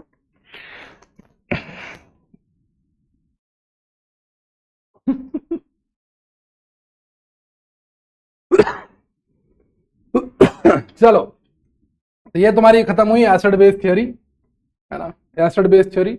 लास्ट ईयर तक इसमें एक आर्टिकल में और पढ़ाता था रिलेटिव स्ट्रेंथ, लेकिन रिलेटिव स्ट्रेंथ इस साल सिलेबस से हट गया है।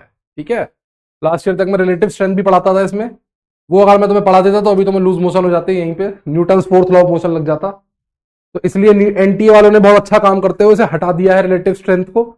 रिलेटिव स्ट्रेंथ बड़ा ट्रिकी आर्टिकल होता है ब्रॉन्स्टेड का। ठीक है, ब्रॉन्स्टेड में रिलेटिव स्ट्रेंथ निकालना बहुत मुश्किल होता है, तो खुशी की बात यह है कि वो हमारे सिलेबस में है ही नहीं, हटा दिया गया है उसे, तो हम लोग रिलेटिव स्ट्रेंथ नहीं पढ़ रहे। तो दो कंसेप्ट मैंने आपको पढ़ा दिए, एक मैंने आपको आरेनियस पढ़ा दिया और एक मैंने आपको क्या पढ़ा दिया, ब्रॉन्स्टेड लोरी पढ़ा दिया।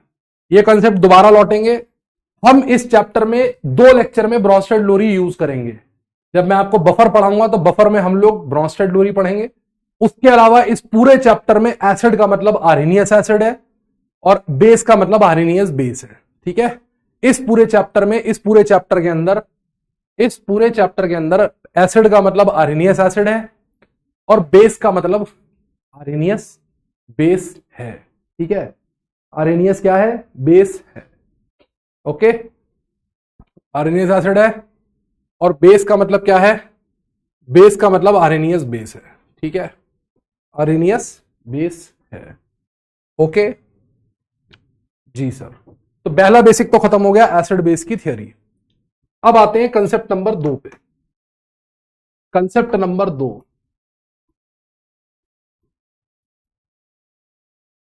कंसेप्ट नंबर 2, कंसेप्ट नंबर 2 होता है, इसको ध्यान से समझना, ऑटो प्रोटोलिसिस ऑफ वाटर।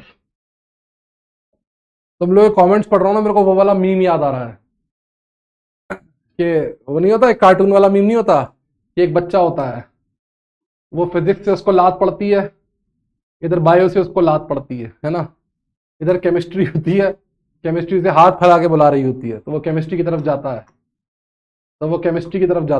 फिर अगली स्लाइड में क्या होता है, केमिस्ट्री बच्चों को पटकी दे देती है, धूम धोबी पछाड़।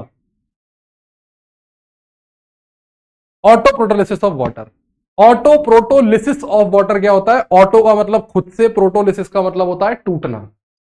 ऑटो प्रोटोलिसिस ऑफ वाटर का क्या मतलब होता है, खुद से टूटना। वाटर जो होता है, वाटर एक वेरी वीक इलेक्ट्रोलाइट होता है। वाटर पहली बात तो एक पोलर सॉल्वेंट होता है। पोलर सॉल्वेंट क्यों होता है, क्योंकि वाटर के अंदर 2 आयन होते हैं, H+ और OH-। वाटर एक बहुत ही वीक इलेक्ट्रोलाइट होता है, वाटर एक बहुत ही वीक इलेक्ट्रोलाइट होता है।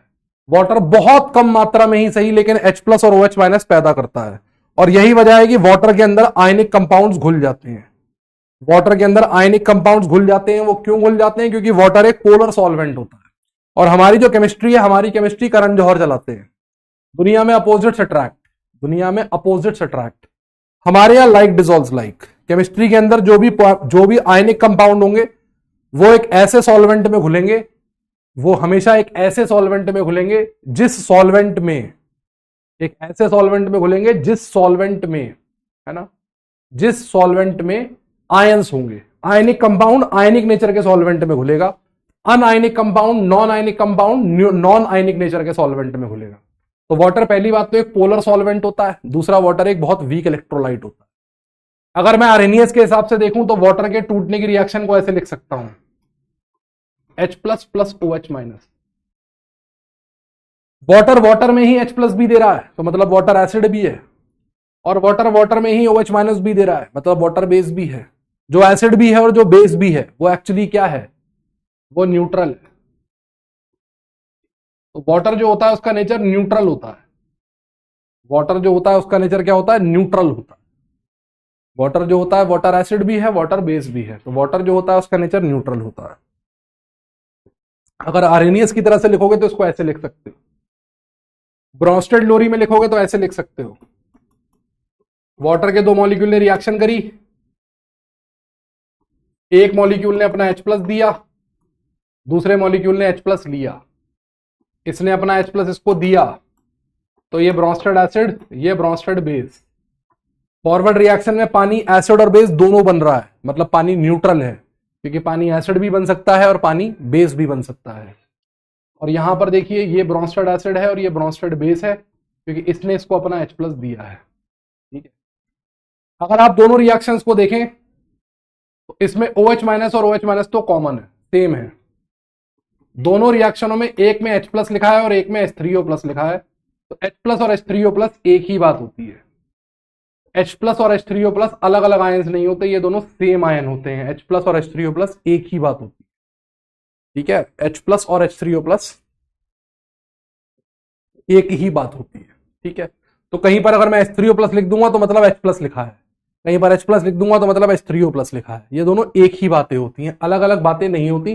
कहीं पर अगर H3O+ देके वो पूछ ले H+ निकालो, है ना, तो ये नहीं देखे कंफ्यूज कर जाओगे, अरे सर इसमें तो आपने H3O+ कैसे निकलवा लिया, H+ निकलता था, ऐसे कैसे निकाल दे सर H3O+। H3O+ और H+ एक ही बात होती है। ठीक है, कन्फ्यूजियाइएगा नहीं, कन्फ्यूजियाने की आवश्यकता नहीं है, कन्फ्यूजिया जाएंगे तो गड़बड़ा जाएंगे, मिस्टेक आ जाएंगे। नर्वस आइएगा नहीं, कन्फ्यूजियाइएगा नहीं। ठीक है, अब ये जो काम होता है ये वाटर अपने आप करता रहता है, वाटर को तोड़ने के लिए कोई नहीं होता। अब क्योंकि वाटर बहुत वीक इलेक्ट्रोलाइट होता है तो वाटर टूटेगा, टूट के बनेगा, टूटेगा टूट के बनेगा, टूटेगा टूट के बनेगा। मैंने कल आपको बताया था वीक इलेक्ट्रोलाइट के सॉल्यूशंस में इक्विलिब्रियम आता है, वीक इलेक्ट्रोलाइट के सॉल्यूशंस में इक्विलिब्रियम आता है ना, वीक इलेक्ट्रोलाइट के सॉल्यूशंस में इक्विलिब्रियम आता है, तो वाटर के अंदर भी इक्विलिब्रियम आएगा, वाटर के अंदर भी इक्विलिब्रियम आएगा, क्योंकि वाटर वीक इलेक्ट्रोलाइट है। मेरे करण अर्जुन आएंगे, मेरे करण अर्जुन आएंगे, मेरे वाटर में इक्विलिब्रियम आएंगे, कैसे आएंगे? माँ, माँ मैं आ गया, माँ, माँ देख माँ मैं आ गया। तो मैंने जैसा कि आपको बताया था इस चैप्टर में हम लोग अब आर्हेनियस थ्योरी फॉलो करेंगे, तो हम आर्हेनियस के हिसाब से रिएक्शन को लिखेंगे। ठीक है, क्योंकि अब इस चैप्टर में हम लोग आर्हेनियस थ्योरी फॉलो करने वाले हैं, तो हम लोग आर्हेनियस के हिसाब से लिखेंगे, आर्हेनियस के हिसाब से लिखेंगे। और जब हम आर्हेनियस के हिसाब से लिखेंगे तो ये इक्विलिब्रियम पानी के अंदर एग्जिस्ट करता है। पानी एक बहुत ही वीक इलेक्ट्रोलाइट होता है आपके दिमाग की तरह, और आप जानते हैं कि जो वीक इलेक्ट्रोलाइट्स होते हैं उनके अंदर इक्विलिब्रियम आ जाता है, तो पानी के अंदर भी इक्विलिब्रियम आता है। इसी इक्विलिब्रियम को हम लोग ऑटो प्रोटोलिसिस ऑफ वाटर कहते हैं, जिसमें कि पानी अपने आप ही टूटता है, टूट के बन जाता है, फिर बनता है, फिर टूटता है, फिर टूटता है, फिर बनता है। लेकिन यह मात्रा इतनी कम होती है कि हमें यह रूम टेम्परेचर पे महसूस नहीं होती। यह काम इतना धीरे धीरे हो रहा होता है, यह मैं आगे आपसे मैथमेटिकली साबित करूंगा कि यह काम इतना धीरे धीरे हो रहा होता है कि आपको महसूस नहीं होता, लेकिन पानी के अंदर यह घटना लगातार चल रही होती है। पानी के अंदर यह घटना लगातार चल रही होती है, इसलिए पानी डाइपोलर नेचर का होता है। इसलिए पानी कैसे नेचर का होता है, डाइपोलर नेचर का होता है। और इसलिए पानी, कोई भी आयनिक कंपाउंड जब पानी के अंदर जाता है तो पानी उसे अपने अंदर घोल लेता है ना, पानी उसे अपने अंदर घोल लेता है।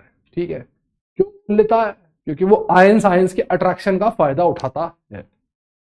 ठीक है, अगर मैं इसका इक्विलिब्रियम कांस्टेंट लिखूं तो इसका इक्विलिब्रियम कांस्टेंट क्या लिखूंगा? के इक्विलिब्रियम बराबर concentration of H+ into concentration of OH- upon concentration of पानी। हाँ या ना? अब आप जानते हैं concentration of pure water, concentration of pure water कितनी लिखाई है मैंने आपको? कंसंट्रेशन ऑफ प्योर वाटर आपको लिखाई है मैंने 55.5 molar. Concentration of pure water कितनी होती है? 55.5 मोलर होती है ना। यहां पर ये पानी अकेला है ना, प्योर पानी है, तो यहां पर पानी की कंसंट्रेशन कितनी होगी? 55.5 molar. 55.5 molar.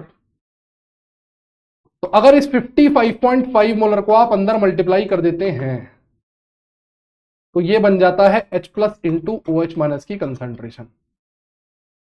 H plus into OH minus की कंसंट्रेशन। ये इक्विलिब्रियम एक कांस्टेंट है, 55.5 भी एक कांस्टेंट है। दो कांस्टेंट के मिलन से एक नया कांस्टेंट पैदा होगा जिसे हम कहते हैं H plus into OH minus KW। KW क्या है? H plus into OH minus. KW क्या है? H plus into OH minus. ठीक है, KW क्या है? H plus into OH minus. H plus और OH माइनस क्या है? पानी के आयंस हैं जिनकी कंसंट्रेशन को हमने मल्टीप्लाई किया हुआ है। तो KW को हम कहते हैं आयनिक प्रोडक्ट ऑफ वाटर। क्या कहते हैं? Ionic product of water. ठीक है, और KW क्या होता है? K equilibrium into 55.5। K equilibrium into 55.5। ये वाटर के डिसोसिएशन का इक्विलिब्रियम कांस्टेंट और आयनिक प्रोडक्ट में रिलेशन होता है। KW बराबर K इक्विलिब्रियम इंटू 55.5। इस नंबर को हमने KW बोला है। ठीक है, जैसा कि मैंने अभी आपके सामने साबित किया था कि वाटर न्यूट्रल होता है। न्यूट्रल होने का मतलब यह होता है कि वाटर जितना H प्लस देता है उतना ही OH माइनस भी देगा। वाटर जितना H प्लस देगा उतना ही OH माइनस देगा। एक H प्लस तो एक OH माइनस दे रहा है, देख सकते हैं। जितना वाटर H प्लस देगा उतना ही वाटर OH माइनस भी देगा। दोनों बराबर बराबर मात्रा में देगा, दोनों बराबर बराबर मात्रा में देगा। ठीक है ना। पानी न्यूट्रल है, पानी न्यूट्रल है। अच्छा, एक बात और, इस चैप्टर में हमने हर चीज का टेम्परेचर फिक्स कर रखा है। जितनी भी एनालिसिस मैं आपको कराऊंगा, जितनी भी एनालिसिस मैं आपको कराऊंगा, whatever analysis we will do at a fixed temperature and that temperature will be 25। the temperature will be कितना? 25। तो 25 डिग्री सेल्सियस पर जो KW की वैल्यू होती है वो होती है 10 to the power minus 14। Experimentally निकाली गई है 10 to the power minus 14। Room temperature यानी कि 25 डिग्री सेल्सियस पर 25 पर KW होता है 10 पावर माइनस 14। 25 पर क्या होता है? 10 पावर माइनस 14। ठीक है, अब भाई साहब देखो, KW बराबर होता है concentration of H plus into concentration of OH minus. और आपको पता है since water is neutral, since water is neutral, ठीक है, क्योंकि पानी न्यूट्रल होता है, क्योंकि पानी न्यूट्रल होता है। सिंस का मतलब इसलिए है क्योंकि, क्योंकि सिंस का मतलब क्योंकि, जॉनी वाला नहीं है ये। तो सिंस वाटर इज न्यूट्रल, पानी न्यूट्रल होता है, H प्लस बराबर OH माइनस, H प्लस बराबर OH माइनस होगा क्योंकि वाटर न्यूट्रल है, इसलिए H प्लस और OH माइनस बराबर बराबर होंगे होंगे। तो भाई साहब KW बराबर क्या लिख सकते हो? Concentration of H plus into OH minus. इसको लिख दो H plus into H plus, OH minus की जगह H प्लस लिख दिया, OH माइनस की जगह H प्लस लिख दिया। ठीक है, क्योंकि दोनों बराबर ही तो हैं। यहां से H प्लस कितना निकल आया? H प्लस का होल स्क्वायर बराबर KW, H प्लस बराबर निकल आया under root KW, under root KW, जो कि किसके बराबर होगा? OH माइनस के, क्योंकि पानी न्यूट्रल होता है, क्योंकि पानी न्यूट्रल होता है, पानी न्यूट्रल होता है। तो न्यूट्रल वाटर के अंदर, प्योर वाटर के अंदर H प्लस और OH माइनस की जो कंसंट्रेशन होती है किसके बराबर होती है? Under root of KW। किसके बराबर होती है? Under root of KW, under root of KW at 25 degree Celsius. KW होता है 10 पावर माइनस 14। तो बेटा H प्लस कितना होगा? अंडर रूट ऑफ 10 की पावर -14, 10 की पावर -14 का अंडर रूट होगा 10 की पावर -7 मोलर, 10 की पावर -7 मोलर। तो आप देख रहे हैं कि शुद्ध पानी में H+ और OH- 10 to the power -7 molar होता है, जो कि आप देख रहे हैं बहुत कम होता है। रूम टेम्परेचर पे ये 10 टू द पावर -7 मोलर होता है, जो कि बहुत कम होता है, जो कि बहुत कम होता है। 10 टू द पावर -7 का मतलब हुआ 0.1 2 3 4 5 6 7 1 2 3 4 5 6 7 1, इतना मोलर H+ निकलता है पानी में से, जो कि बहुत ही कम होता है। दैट इज वाई मैंने लिखा है कि पानी एक बहुत ही कमजोर इलेक्ट्रोलाइट होता है। जैसे कि हमने लिखा है पानी एक बहुत ही कमजोर इलेक्ट्रोलाइट होता है। ठीक है, पानी एक बहुत ही क्या होता है, कमजोर इलेक्ट्रोलाइट होता है। अच्छा, ये रिएक्शन क्या है, डिसोसिएशन है, प्रोटोलिसिस। लिसिस का मतलब होता है डिसोसिएशन। कहीं पर भी अगर लिसिस आ जाएगा, लिसिस का मतलब डिसोसिएशन। हाइड्रोलिसिस पानी में dissociation, protolysis dissociation, thermolysis dissociation, electrolysis dissociation. Lysis का मतलब होता है डिसोसिएशन। और डिसोसिएशन कल मैंने आपको बताया था, डिकम्पोजिशन मैंने आपको बताया था क्या होता है, एंडोथर्मिक। ये डेल्टा H है, एंडोथर्मिक एनर्जी वाला। ये नहीं कि सर यहां पर H+ पॉजिटिव कैसे आ गया, यहां सर आपने H+ पे चार्ज क्यों लगाया, ये एंथैल्पी है थर्मोडायनेमिक्स वाली, वो H+ है। समझ गए, दोनों अलग अलग बातें हैं, कंफ्यूज मत कर जाना, तुम्हारा भरोसा नहीं है। बाद में डाउट में पूछ रहा सर आपने H+ के आगे 0 क्यों लिखा।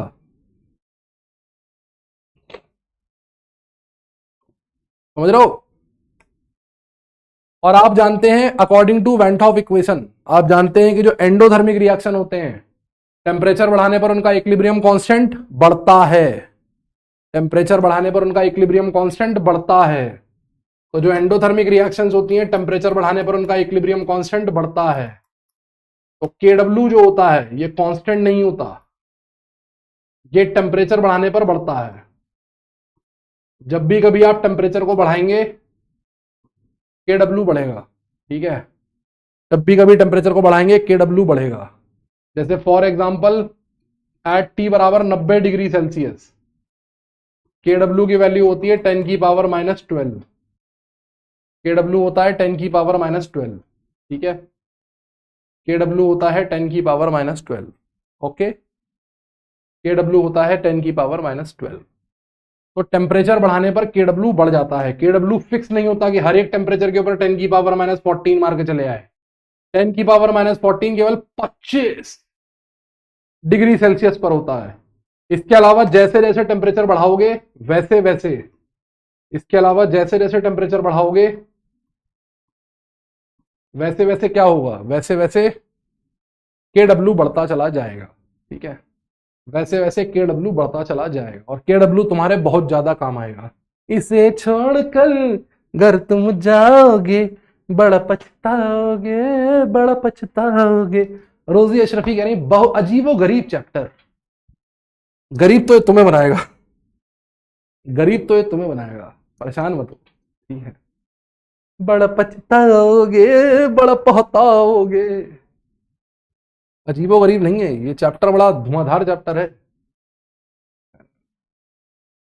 ठीक है भाई, ये चीजें आपको याद रखनी है। आराध्य सिंह रिपीट सर, क्या रिपीट करना, पूरा पूरा रिपीट करो तो पूरा, मैं सो गया था, आई वॉज स्लीपिंग। पूरा करो पूरा। एनर्जी क्यों लगेगी और एंडोथर्मिक कैसे, वेरी गुड। वेपर प्रेशर भी खुद ही से आता है, वेपर प्रेशर भी खुद ही से आता है ना, लेकिन उसमें एनर्जी लगती है ना, पीछे से एक पार्टिकल अंदर से आके टक्कर मारता है। तो एंडोथर्मिक एनर्जी तो हमेशा लगेगी। प्रोटोलिसिस कब होगी, प्रोटोलिसिस तब होगी जब वाटर के दो मॉलिक्यूल एक दूसरे के साथ में आएंगे। इस रिएक्शन के लिए एनर्जी की रिक्वायरमेंट होगी। बॉन्ड टूटेंगे ना बेटा, वाटर का बॉन्ड टूट रहा है ना, और बॉन्ड तोड़ने के लिए एनर्जी चाहिए होती है। वो एनर्जी कहां से आएगी, टेम्परेचर से आएगी। Good question, but good question, very good question. KW 10 की पावर -12 कैसे आया, एक्सपेरिमेंटली आया बेटा, एक्सपेरिमेंटली आया। 10 चैप्टर बैकलॉग हैं, इसे कैसे, कुछ टिप्स दे दो। 10 चैप्टर का तो सिलेबस भी नहीं है, 10 चैप्टर का तो सिलेबस भी नहीं है, इतना मैं दोबारा एक्सप्लेन थोड़ा करूंगा। ये रिजल्ट है इसके। बस अल्टीमेटली देखिए, पानी खुद से टूटता है, पानी की ऑटो प्रोटोलिसिस होती है 25 डिग्री सेल्सियस पर, पानी खुद ही टूटता है। ठीक है, पानी लगातार टूटता रहता है, टूटता रहता है, बनता रहता है, बनता रहता है, टूटता रहता है, टूटता रहता है, बनता रहता है, बनता रहता है, टूटता रहता है। इसे हम लोग ऑटो प्रोटोलिसिस कहते हैं। क्योंकि पानी एक वीक इलेक्ट्रोलाइट होता है, इस रिएक्शन में इक्विलिब्रियम आता है। इस इक्विलिब्रियम को हम ऐसे रिप्रेजेंट कर सकते हैं, प्योर वाटर की कंसेंट्रेशन 55.5 मोलर फिक्स होती है, वो मैंने यहां पुट कर दी, KW निकाल लिया, इसे आयनिक प्रोडक्ट ऑफ वाटर कहते हैं। ठीक, अब क्योंकि वाटर न्यूट्रल होता है तो जितना H+ होगा उतना ही OH- होगा। वाटर न्यूट्रल होता है, वाटर ना तो एसिडिक होता है ना बेसिक होता है, न्यूट्रल होता है। जितना H+ निकालेगा उतना ही OH निकालेगा। OH की जगह मैंने H+ पुट कर दिया, H+ निकल आया अंडर रूट ऑफ KW, जो कि OH- के बराबर होगा, क्योंकि वाटर में H+ और OH- बराबर होते हैं, है ना। KW आ गया 10 की पावर 25 डिग्री सेल्सियस पर, ये वैल्यू 10 की पावर -14 होती है। तो 25 डिग्री सेल्सियस पर H+ और OH- कितना आ गया, 10 की पावर -7। 90 डिग्री सेल्सियस पर ये वैल्यू 10 की पावर -12 होती है। जैसे जैसे टेम्परेचर बढ़ाते जाओगे KW बढ़ता चला जाएगा। KW क्यों बढ़ता चला जाएगा, वाटर टूटता जाएगा। जैसे जैसे वाटर को गर्म करोगे, वाटर के मॉलिक्यूल में एनर्जी आती जाएगी, और एनर्जी से क्या होगा, बॉन्ड टूटेंगे। बॉन्ड टूटेंगे तो H+ और OH- ज्यादा मिलेंगे। बॉन्ड टूटेंगे तो क्या होगा, ज्यादा H+ और ज्यादा OH- प्रोड्यूस होंगे, बस KW बढ़ेगा। अगर H+ बढ़ गया, OH- बढ़ गया, H+ बढ़ गया, OH- बढ़ गया, तो KW को तो भगवान भी नहीं रोक सकते बढ़ने से। एनर्जी प्रोवाइड करोगे, अगर बाहर से आग लगा दो, आग लगा दी, आग लगा दी, आग लगा दी, तो आग लगा के आग लगे क्या होगा, क्या होगा। और सुहानी शाह, वाटर के मॉलिक्यूल रैंडमली मोशन कर रहे होंगे ना, तो इस रैंडम मोशन में एनर्जी पैदा हो रही होगी। तो एक पानी का मॉलिक्यूल है, उससे आगे नीचे से एक दूसरा पानी का मॉलिक्यूल टकराया, उसने इसके तोड़ दिए क्या, बॉन्ड, क्योंकि इसने इसको एनर्जी दी ना, तो इस मोशन से एनर्जी पैदा हो रही होगी। ठीक है, जिसकी वजह से इसके बॉन्ड टूट रहे होंगे और ये H+ और OH- में कन्वर्ट हो रहा होगा। ठीक है, चलिए आइए कुछ क्वेश्चंस करते हैं। पहला,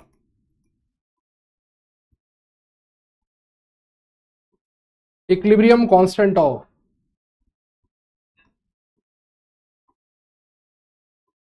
dissociation of water at 25 degree Celsius is a 10 power -14, 10 power -15, sorry 1.8 into 10 to the power 16, 1.5 10 to the power -15, 1 into 10 to the power -14,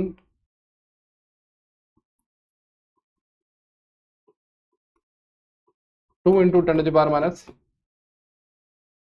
-14। पानी के डिसोसिएशन का इक्विलिब्रियम कांस्टेंट निकालना है 25 डिग्री सेल्सियस तापमान पे, निकालिए। T बराबर 70 पे KW क्या होगा, मुझे क्या पता, 90 की वैल्यू डॉक्यूमेंटेड है, सबकी याद थोड़ना है मुझे। जरीफ से कह रहे सब ऊपर से जा रहा है, क्या करे, खड़े हो जाओ, खड़े हो जाओ। तुम बैठ के पढ़ रहे होगे ना, तो इसलिए ऊपर से जा रहा होगा, खड़े हो जाओ, हाइट बढ़ जाएगी, दिमाग में फंस जाएगा। सर फास्ट रिपीट कर दो, कर तो दिया, फास्ट रिपीट। इसे एक पेज में समराइज कर दीजा, क्यों,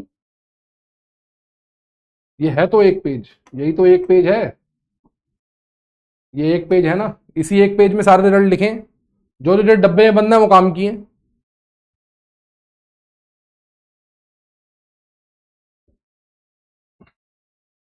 KW यूनिटलेस ही होता है, जी हाँ यूनिटलेस होता है, सारे KW यूनिटलेस होते हैं। यानी कि पानी एक रिवर्सिबल की तरह, बट ऑब्वियस है वीक इलेक्ट्रोलाइट है तो रिवर्सिबल की तरह बिहेव करेगा, बट ऑब्वियस है रिवर्सिबल की तरह बिहेव करेगा। बेटा 2 बार रिपीट कर चुका। How is hydrolysis endothermic, hydrolysis is endothermic because जब हाइड्रोलिसिस होगी, हाइड्रोलिसिस तो हाइड्रोलिसिस बताऊंगा ना, अभी हाइड्रोलिसिस थोड़ा पढ़ा रहा हूं, अभी हाइड्रोलिसिस थोड़ा पढ़ा रहा हूं, हाइड्रोलिसिस जब पढ़ाऊंगा अभी अगले लेक्चर में, अगले से अगले लेक्चर में तो पढ़ाऊंगा, अभी क्यों हाइड्रोलिसिस के पीछे पड़े। हाँ जी, equilibrium constant of dissociation of water at 25 degree Celsius. इसका पहले मैं आंसर बता देता हूं, आंसर इसका ए ऑप्शन होगा, तो हालांकि लोगों ने सी ऑप्शन पर लगाया होगा, देखा, तुक्का सी ऑप्शन पे लगाए 68.62%। इसमें पहला जो कट्टा लगता है वो यहीं पे लगता है। ये पूछा है तुमसे, वाटर के डिसोसिएशन का इक्विलिब्रियम कांस्टेंट ये होता है, ये नहीं होता, इसे आयनिक प्रोडक्ट ऑफ वाटर कहते हैं। इक्विलिब्रियम कांस्टेंट ये होता है के इक्विलिब्रियम, ये निकालना है, ठीक है ना।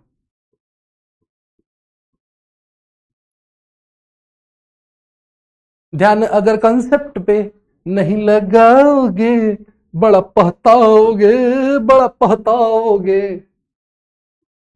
के डब्ल्यू बराबर के इक्विलिब्रियम इंटू 55.5, 25 डिग्री पर ये 10 की पावर -14 है।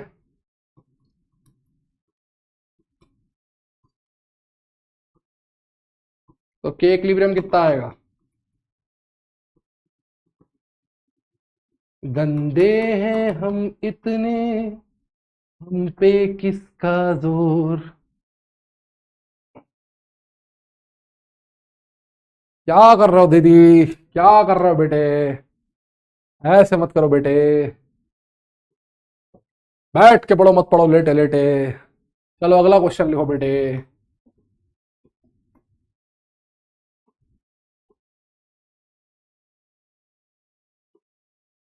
Degree of dissociation of water at 25 degree Celsius is given by A 10 to the power -7%, B 1.8 10 to the power -7%, C 10 to the power -5% और 10 to the power -16%। Degree of dissociation of water निकालनी है, water की degree of डिस्कोसिएशन निकालनी है, water की degree of डिस्कोसिएशन निकालनी है। आयनिक थोड़ा सा मेहनत एक्स्ट्रा लेगा, शुरू के 1-2 लेक्चर्स आपको दोबारा देखने पड़ेंगे, घर जाके 2-2 बार देखने पड़ेंगे, तब जाके काम बनेगा। जैसे आज का लेक्चर और कल का लेक्चर, उसके बाद जिंदगी थोड़ी सी आसान हो जाएगी आपके लिए। आयनिक शुरू शुरू में थोड़ा तकलीफ देता है, इसलिए बच्चों के दिमाग में इसकी इमेज ऐसी बन जाती है कि भाई ये टफ है नहीं टफ, ये शुरू में थोड़ा सा भारी है बस, और कुछ नहीं है, ठीक है। गंदे हैं हम इतने, हम पे किसका जोर, आस पास में बदबू फैली चारों ओर।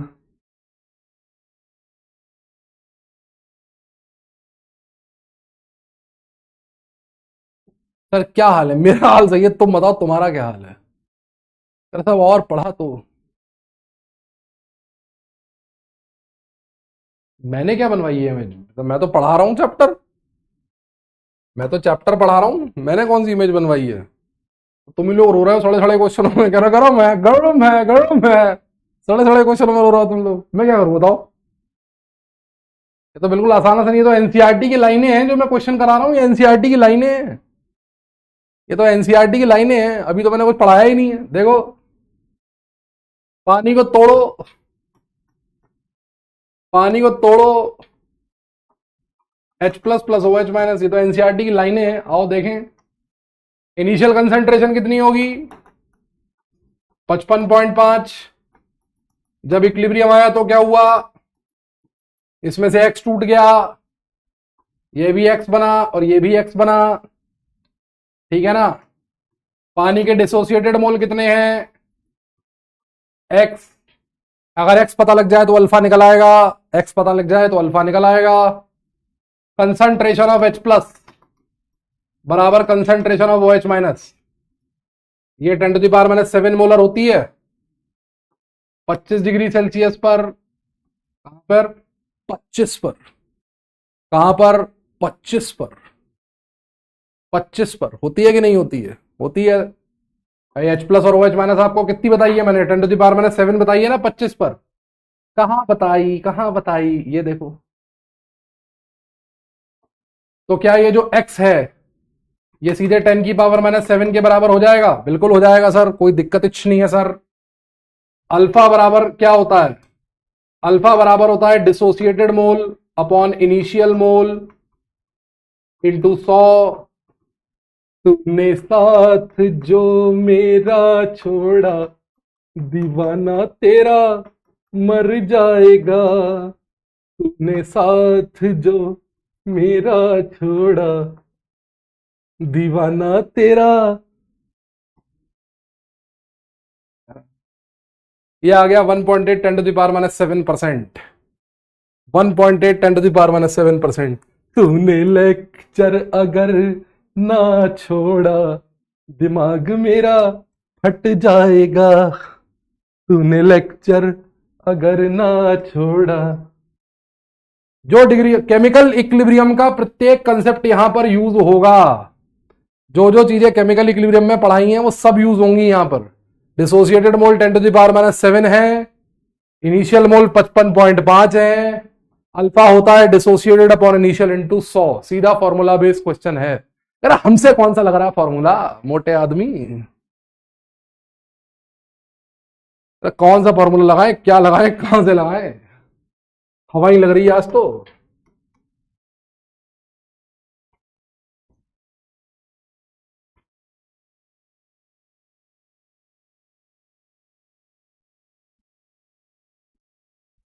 चलो एक आसान क्वेश्चन देता हूं।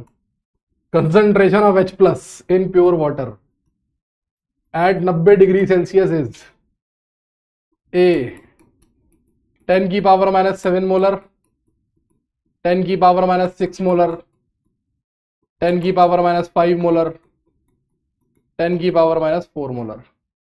H प्लस की कंसंट्रेशन प्योर वाटर में निकालनी है। H प्लस की कंसंट्रेशन प्योर वाटर में निकालनी है 90 डिग्री सेल्सियस पर। H प्लस की कंसंट्रेशन प्योर वाटर में निकालनी है 90 डिग्री सेल्सियस पर।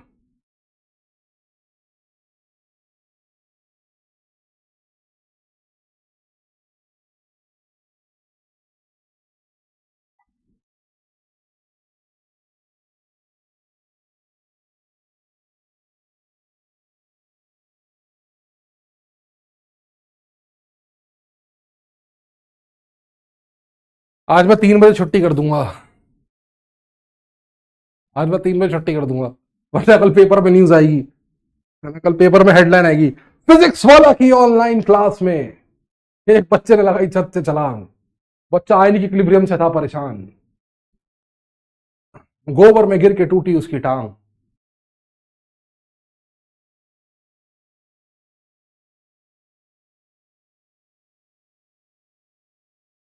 एक बार पोपटलाल और पोपटलाल का दोस्त होता है, दोनों स्पेन जाते हैं। दोनों स्पेन जाते हैं। स्पेन का नेशनल स्पोर्ट होता है बुल फाइटिंग। स्पेन का नेशनल स्पोर्ट होता है बुल फाइटिंग। तो वहां पर ना बुल फाइटिंग का कंपटीशन चल रहा होता है, वो लोग देखने जाते हैं। तो वहां पर जो अनाउंसर होता है वो अनाउंस करता है कि आज हमारा एक स्पेशल गेम हो रहा है। अगर आप में से कोई आके लड़ता है और इस बुल को हरा देता है तो उसको $1 लाख इनाम दिया जाएगा। कोई है जो इंटरेस्टेड है? अचानक से पोपटलाल का जो दोस्त होता है पोपटलाल का हाथ उठा देता है। पोपटलाल को जबरदस्ती रिंग में जाना पड़ता है। पोपटलाल का दोस्त कहता है मैंने मजाक तो कर दिया इसके साथ, लेकिन ये बेचारा तो मर जाएगा। तो वो जो होता है वो डर के मारे अपनी आंखें बंद कर लेता है।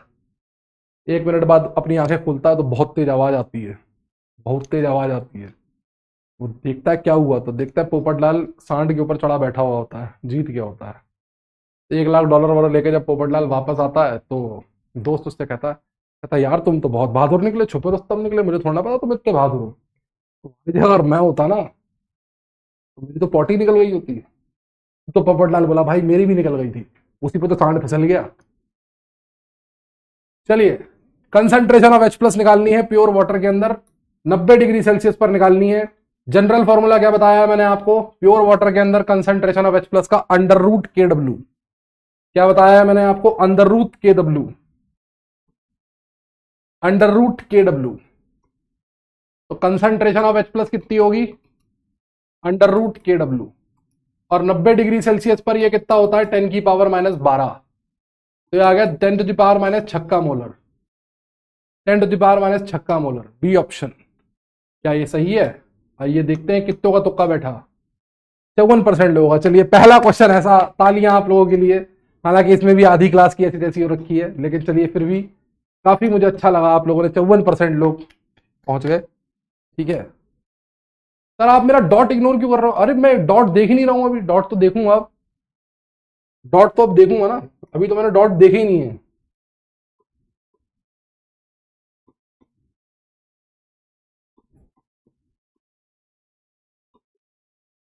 इन अ सोल्यूशन इन विच, आपको निकालना है ओ एच माइनस की concentration in a solution in which concentration of H plus बराबर 10⁻⁻8 molar at 90 degree Celsius is, आखिरी क्वेश्चन है ये, 10⁻⁻6 मोलर, 10⁻⁻5 मोलर, 10⁻⁻4 मोलर, 10⁻⁻3 मोलर। ठीक है करो ना एक क्वेश्चन सही, मैं कुछ कह रहा हूं क्या? तुम तो ऐसा मतलब दुश्मन हूं तुम्हारा। एक सोल्यूशन है, इसमें एच प्लस की वैल्यू 10⁻⁸ मोलर दे रखी है, इसमें 10⁻⁸ मोलर दे रखी है, एच प्लस की वैल्यू 10⁻⁸ मोलर दे रखी है। ओ एच माइनस की कंसंट्रेशन निकालनी है, ओ एच माइनस की कंसंट्रेशन निकालनी है। समर टाइम लगता है बेटा, आयनिक में टाइम लगता है, आयनिक में टाइम लगता है। आयनिक ऐसे नहीं समझ में आता, आयनिक दुखदाई है, आयनिक के पहले 2 लेक्चर दुखदाई हैं, कोई मैं इसमें मैं कुछ नहीं कर सकता, मैंने फिर भी बहुत इजी करके पढ़ाया है। -12 ही क्यों होगा? क्योंकि 90 डिग्री सेल्सियस दिया ना दद्दू, 90 डिग्री सेल्सियस दिया ना दद्दू, 90 डिग्री सेल्सियस दिया है।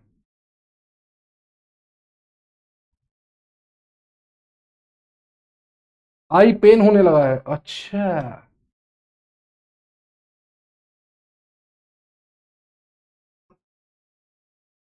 भाग्यश्री वेरुलकर, बेटा 90 डिग्री सेल्सियस दिया है ना, तो 90 डिग्री सेल्सियस का मतलब क्या है? के डब्ल्यू कितना लेना है? 10⁻⁻12 लेना है।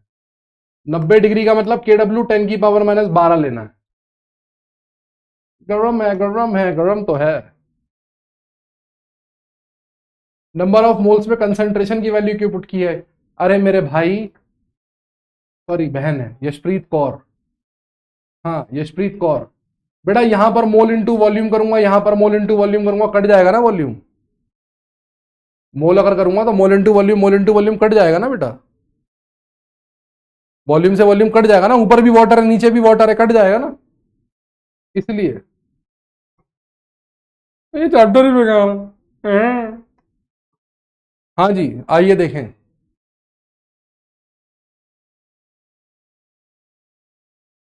Happy cutting day every day, शायरी। अभी आयनिक ने मार डाला, अभी तो शुरू नहीं हुआ आयनिक, अभी तो आयनिक कह रहे अरे चलो कोई नहीं, अरे सपने देखना अच्छी बात है।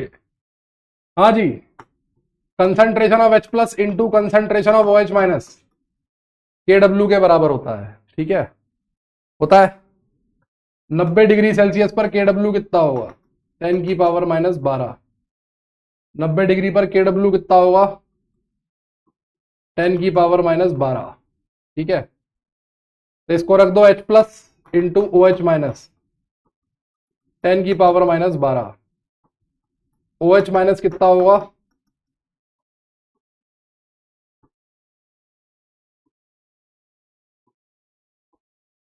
10⁻⁻4 मोलर, क्योंकि 90 डिग्री था इसलिए 10⁻⁻6 नहीं आया। बहुत सारे लोगों ने 10⁻⁻6 निकाला होगा, देखना अभी 16%, 73% लोगों ने सही किया था।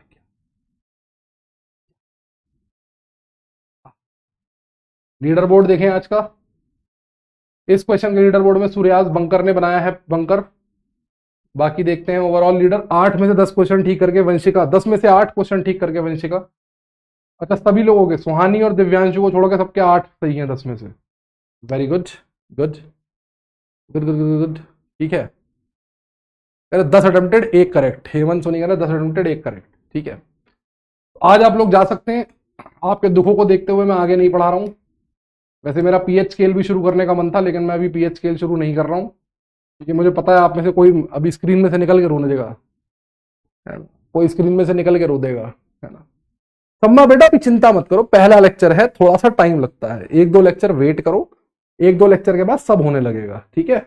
इसके पहले 1-2 लेक्चर दुखदाई हैं बस। एक बार तुम लोग पीएच स्केल से क्रॉस हो जाओगे ना, उसके बाद ये परेशान नहीं करेगा चैप्टर।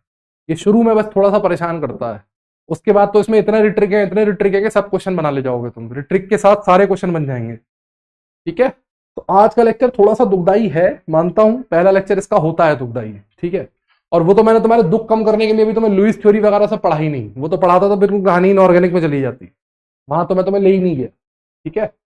आज का लेक्चर एक बार दोबारा देख लेना, भरोसा रखो मेरे ऊपर, कल के लेक्चर के बाद तुम अपने आप सब लोग क्वेश्चन बनाने लगोगे। कल का लेक्चर और थोड़ा टाइट जाएगा, उसके बाद तुमसे अपने आप बनेंगे क्वेश्चन, परेशान मत हो, सब अपने आप हो जाएगा, डोंट वरी, ठीक है ना, सब अपने आप हो जाएगा, डोंट वरी, परेशान मत हो। सर स्लो स्लो ही पढ़ना ये वाला चैप्टर, वरना मैं यहीं रो दूंगा। हाँ स्लो स्लो ही पढ़ा रहा हूँ भाई। हाँ फिजिकल केमिस्ट्री है, 10 अटेम्प्टेड चेक करें, मजा आया आज। सर सर सर सर छोड़ो, कुछ नहीं, आपको कौन सा मेरा नाम लेना है? सबहात सुहेल, सबहात सुहेल, सबहात सुहेल हुआ ना। H प्लस बराबर OH माइनस बराबर 10 टू द पावर माइनस 3, ये कहां से आ गया? जी कहां से आ गया? अरे अफीफा महराज, क्या कर रही हो अफीफा दीदी? आईसीसी वाली हरकतें क्यों कर रही हो? नाम तुम्हारा अफीफा है, कंसेप्ट के साथ तुम फुटबॉल खेल रही हो, ऐसे ना करो।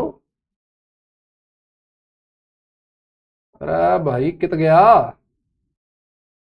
बेटा, KW 10 की पावर माइनस 12 है ना, तो H plus into OH minus बराबर 10 की पावर माइनस 12। जब 10 power minus 6 into 10 power minus 6 करेंगे तभी तो 10 पावर माइनस 12 आएगा, -3 थोड़ा ना आएगा। H प्लस तो 10 की पावर माइनस 6 ही आएगा ना, और यही OH माइनस के भी बराबर होगा, तभी तो KW 10 की पावर माइनस 12 आएगा। उसने आधे को भी और आधा कर दिया। इस चैप्टर से 3 क्वेश्चन, इस चैप्टर से 3 क्वेश्चन। थर्मो का एनहांसमेंट दिया है, उसका सोल्यूशन मिलेगा नहीं, उसका डाउट पूछ सकते हो, कम्युनिटी पर डाउट पूछ सकते हो, ठीक है। टेस्ट से पहले फ्राइडे को मैं डाउट नहीं, टेस्ट तो इस संडे को है ही नहीं ना, तो इस संडे को इसका डाउट सेशन ले लूंगा मैं, सॉल्व कर लो। दोनों में सेम तरीके से सॉल्व क्यों नहीं किया? क्योंकि पहला वाला क्वेश्चन प्योर वाटर के लिए था, दूसरा वाला क्वेश्चन किसी सोल्यूशन के लिए था, इसलिए सेम तरीके से सॉल्व नहीं किया। पहले वाले क्वेश्चन में सेम तरीके से इसलिए नहीं किया, दोनों में इसलिए नहीं किया सेम तरीके से।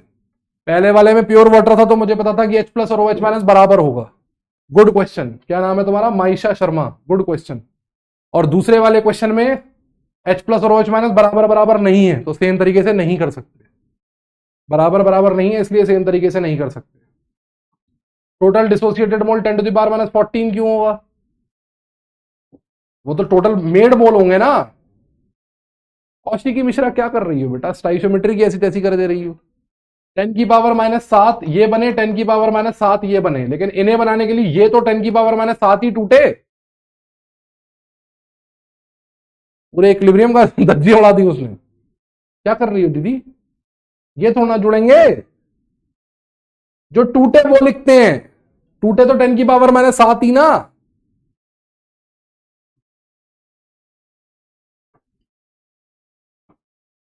नोट्स किस तरह बनाऊं? थ्योरी नोट करूं, सब क्वेश्चन भी लिखूं, जिससे जल्दी रिवाइज कैसे करें?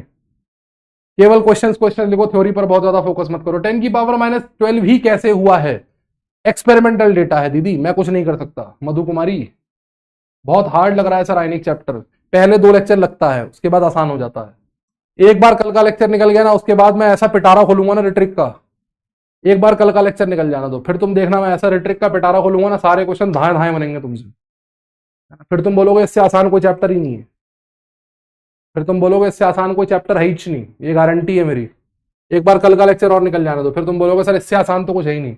सर आप इतना रोस्ट क्यों करते हो? मैं कहां रोस्ट करता हूं? वो कह रहा है सर आप इतना रोस्ट क्यों करते हो? कहां रोस्ट करता हूं मैं? रोस्ट तो मैं पिछले साल किया करता था, अब तो मैं कहां रोस्ट करता हूं? इतना प्यार से पढ़ाता हूं, इतना भी टफ ये नहीं जितना लोगों से माइंड में। हाँ हाँ, अंसारी मेराज सरफुद्दीन, अभी इजी हो जाएगा। हेयर फॉल शुरू हो गया तुम्हारा? ओ माय गॉड, 10 की पावर 6 कैसे आया? ओ हो 10 की पावर माइनस 12 का अंडर रूट 10 की पावर माइनस 6 होता है बेटा। जगजोत सिंह सर के लेक्चर देखो, जगजोत सिंह सर के लेक्चर में उन्होंने पावर का अंडर रूट लेना सिखाया होगा, वो सीख लो, जरूरी है। पावर का अंडर रूट कैसे लेते हैं, वरना कंफ्यूज होती रहोगी। You roasted mean live class, मैंने कहाँ रोस्ट किया भाई? एच प्लस वाला क्वेश्चन फिर से समझा दीजिए। कौन सा वाला क्वेश्चन? एच प्लस वाला, ये वाला? बेटा प्योर वाटर की बात कर रहे हैं ना, तो प्योर वाटर में मैंने ड्राइव किया ना, ये है प्योर वाटर में एच प्लस की कंसंट्रेशन अंडर रूट के डब्ल्यू के बराबर होती है, अंडर रूट के डब्ल्यू के। उसने मुझसे क्वेश्चन में 90 डिग्री सेल्सियस बोला है, तो के डब्ल्यू कितना होगा? 10 की पावर -12। एच प्लस कितना होगा? अंडर रूट के डब्ल्यू, अंडर रूट ले लिया। मेरा डाउट बता दो, हमको ऑफलाइन टेस्ट सीरीज लेना है पर वो बहुत महंगा है और हमारे पास इतना पैसा नहीं है, तो लूं या ना लूं? और अगर ना लूं तो क्या नीट में मार्क्स कमाएंगे? या मेरे नीट में पहली बार, आज से पहले मैंने कभी नहीं दिया नीट, प्लीज टेल लूं या नहीं? अगर लूं तो सिलेबस आगे है तो इसको आपको यकीन थी कि लूं सफिशियंट रहेगा, प्लीज टेल एल। बेटा क्या सिलेक्शन उन्हीं लोगों का होता है जो मॉक टेस्ट सीरीज लेते हैं? जो टेस्ट सीरीज नहीं लेते उनका क्या सिलेक्शन नहीं होता? अपने पेरेंट्स के ऊपर कोई ऐसा बर्डन मत डालिए, ठीक है ना? सारे के सारे टेस्ट पेपर्स होने के एक आध दिन बाद कोई ना कोई दोस्त होगा, कोई ना कोई सहेली होगी, वहां से जुगाड़ लीजिए, वरना टेलीग्राम पे सब मिल जाता है, ठीक है? अपने पेरेंट्स के ऊपर कोई ऐसा बर्डन मत डालिए, अगर आप अफोर्ड नहीं कर सकते हैं तो मत कीजिए अफोर्ड, ठीक है? पेरेंट्स को परेशान मत कीजिए। जितना मटेरियल मैं आपको क्लास के अंदर दे रहा हूं, उतना मटेरियल भी मैं क्लास प्लस डीपीपी प्लस जो मैं मेजर टेस्ट आपको दे रहा हूं, जो मेजर टेस्ट मैं आपको प्रोवाइड कराता हूं वो, प्लस रिवीजन लेक्चर के क्वेश्चन, प्लस पीवाईक्यू, इतना बहुत है, बहुत। इतना भी अगर कोई 2 बार पूरा कर लेना तो फिजिकल केमिस्ट्री के पूरे, मतलब फिजिकल केमिस्ट्री से एक भी नंबर ऊपर नीचे नहीं हो सकता। इसलिए बहुत ज्यादा परेशान होने की जरूरत नहीं है, ठीक है? जो कर रहे हो उतना करते रहो। 10⁻12 ही क्यों लिया? होता है 90 डिग्री पे, 90 डिग्री कटते कटते खत्म हो गया, मेरा भी खत्म हो गया। Okay okay. मैंने कब रोस्ट किया भाई इस्लाम चौधरी को? ये भाई अलग भावुक हो गया है, आज हालत ही खराब हो गई। ओह सर, रुलाओगे क्या आप अब? ओह 55.5 क्या था? अरे बेटा,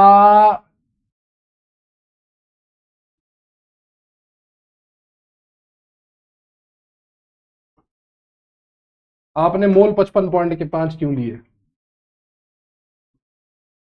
कंसंट्रेशन ऑफ प्योर वाटर 55.5 मोल पर लीटर, 1 लीटर में 55.5 मोल ले, इसलिए लिए, इसलिए लिए, ठीक है? रिफ्रेश कैसे होता है? रिफ्रेश करना नहीं आता भाई हमें, कैसे करते हैं refresh? No no, is the syllabus, official syllabus अभी रिलीज नहीं हुआ है, ठीक है ना? बट गाइडलाइंस हो गई है रिलीज। ओके, आज की डीपीपी, आज डीपीपी आई नहीं, आज डीपीपी दी नहीं है। अरे इतना हार्ड है नहीं जितना बना दे रहे हैं। सिर्फ सम्मा को समझाते हो आप, हमसे प्यार। सिंचाइन जी आपसे भी प्यार करते हैं, परेशान ना हो। अब ये रिकॉर्ड करके मत डाल देना, मेरी बीवी देख लेगी, बहुत मारेगी मुझे। मेरे को पता ही नहीं चलता क्या डाउट पूछूं। कहाँ है तुम्हारा डाउट अंश प्रजापति? बेटा 10⁻14 25 डिग्री पर पुट होगा। जब भी कभी क्वेश्चन 25, जब भी कभी क्वेश्चन 25 पे होगा, 25, तो 10⁻14 पुट होगा। और जब भी कभी क्वेश्चन 90 पे होगा तो 10⁻12 पुट होगा, ठीक है? समझ रहे हो? चलो भाई दुकान बंद करते हैं, आज की दुकान यहीं पर बंद करते हैं। धन्यवाद, थैंक यू वेरी मच। आपसे मुलाकात होगी कल की क्लास में पीएच स्केल के साथ। जिन लोगों ने पीएच पढ़ा हुआ है थोड़ा सा रिवाइज करके आना, थोड़ा सा देख के आना, जिन लोगों ने पीएच करा हुआ है, ठीक है? और कल से हम लोग फिर इस चैप्टर के अंदर घुसना शुरू करेंगे, धीरे धीरे करके इस चैप्टर के अंदर जाना शुरू करेंगे, और देखते हैं फिर क्या बनती है पिक्चर, कैसे पिक्चर बनती है, ठीक है ना? चलिए, ओके, बाय बाय, तथा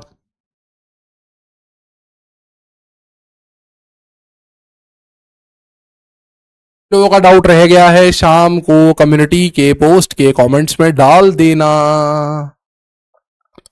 कम्युनिटी पोस्ट में डाल देना, बता दूंगा, डेली तो बताता हूं, फिर भी तुम लोग चिल्लाते रहते हो।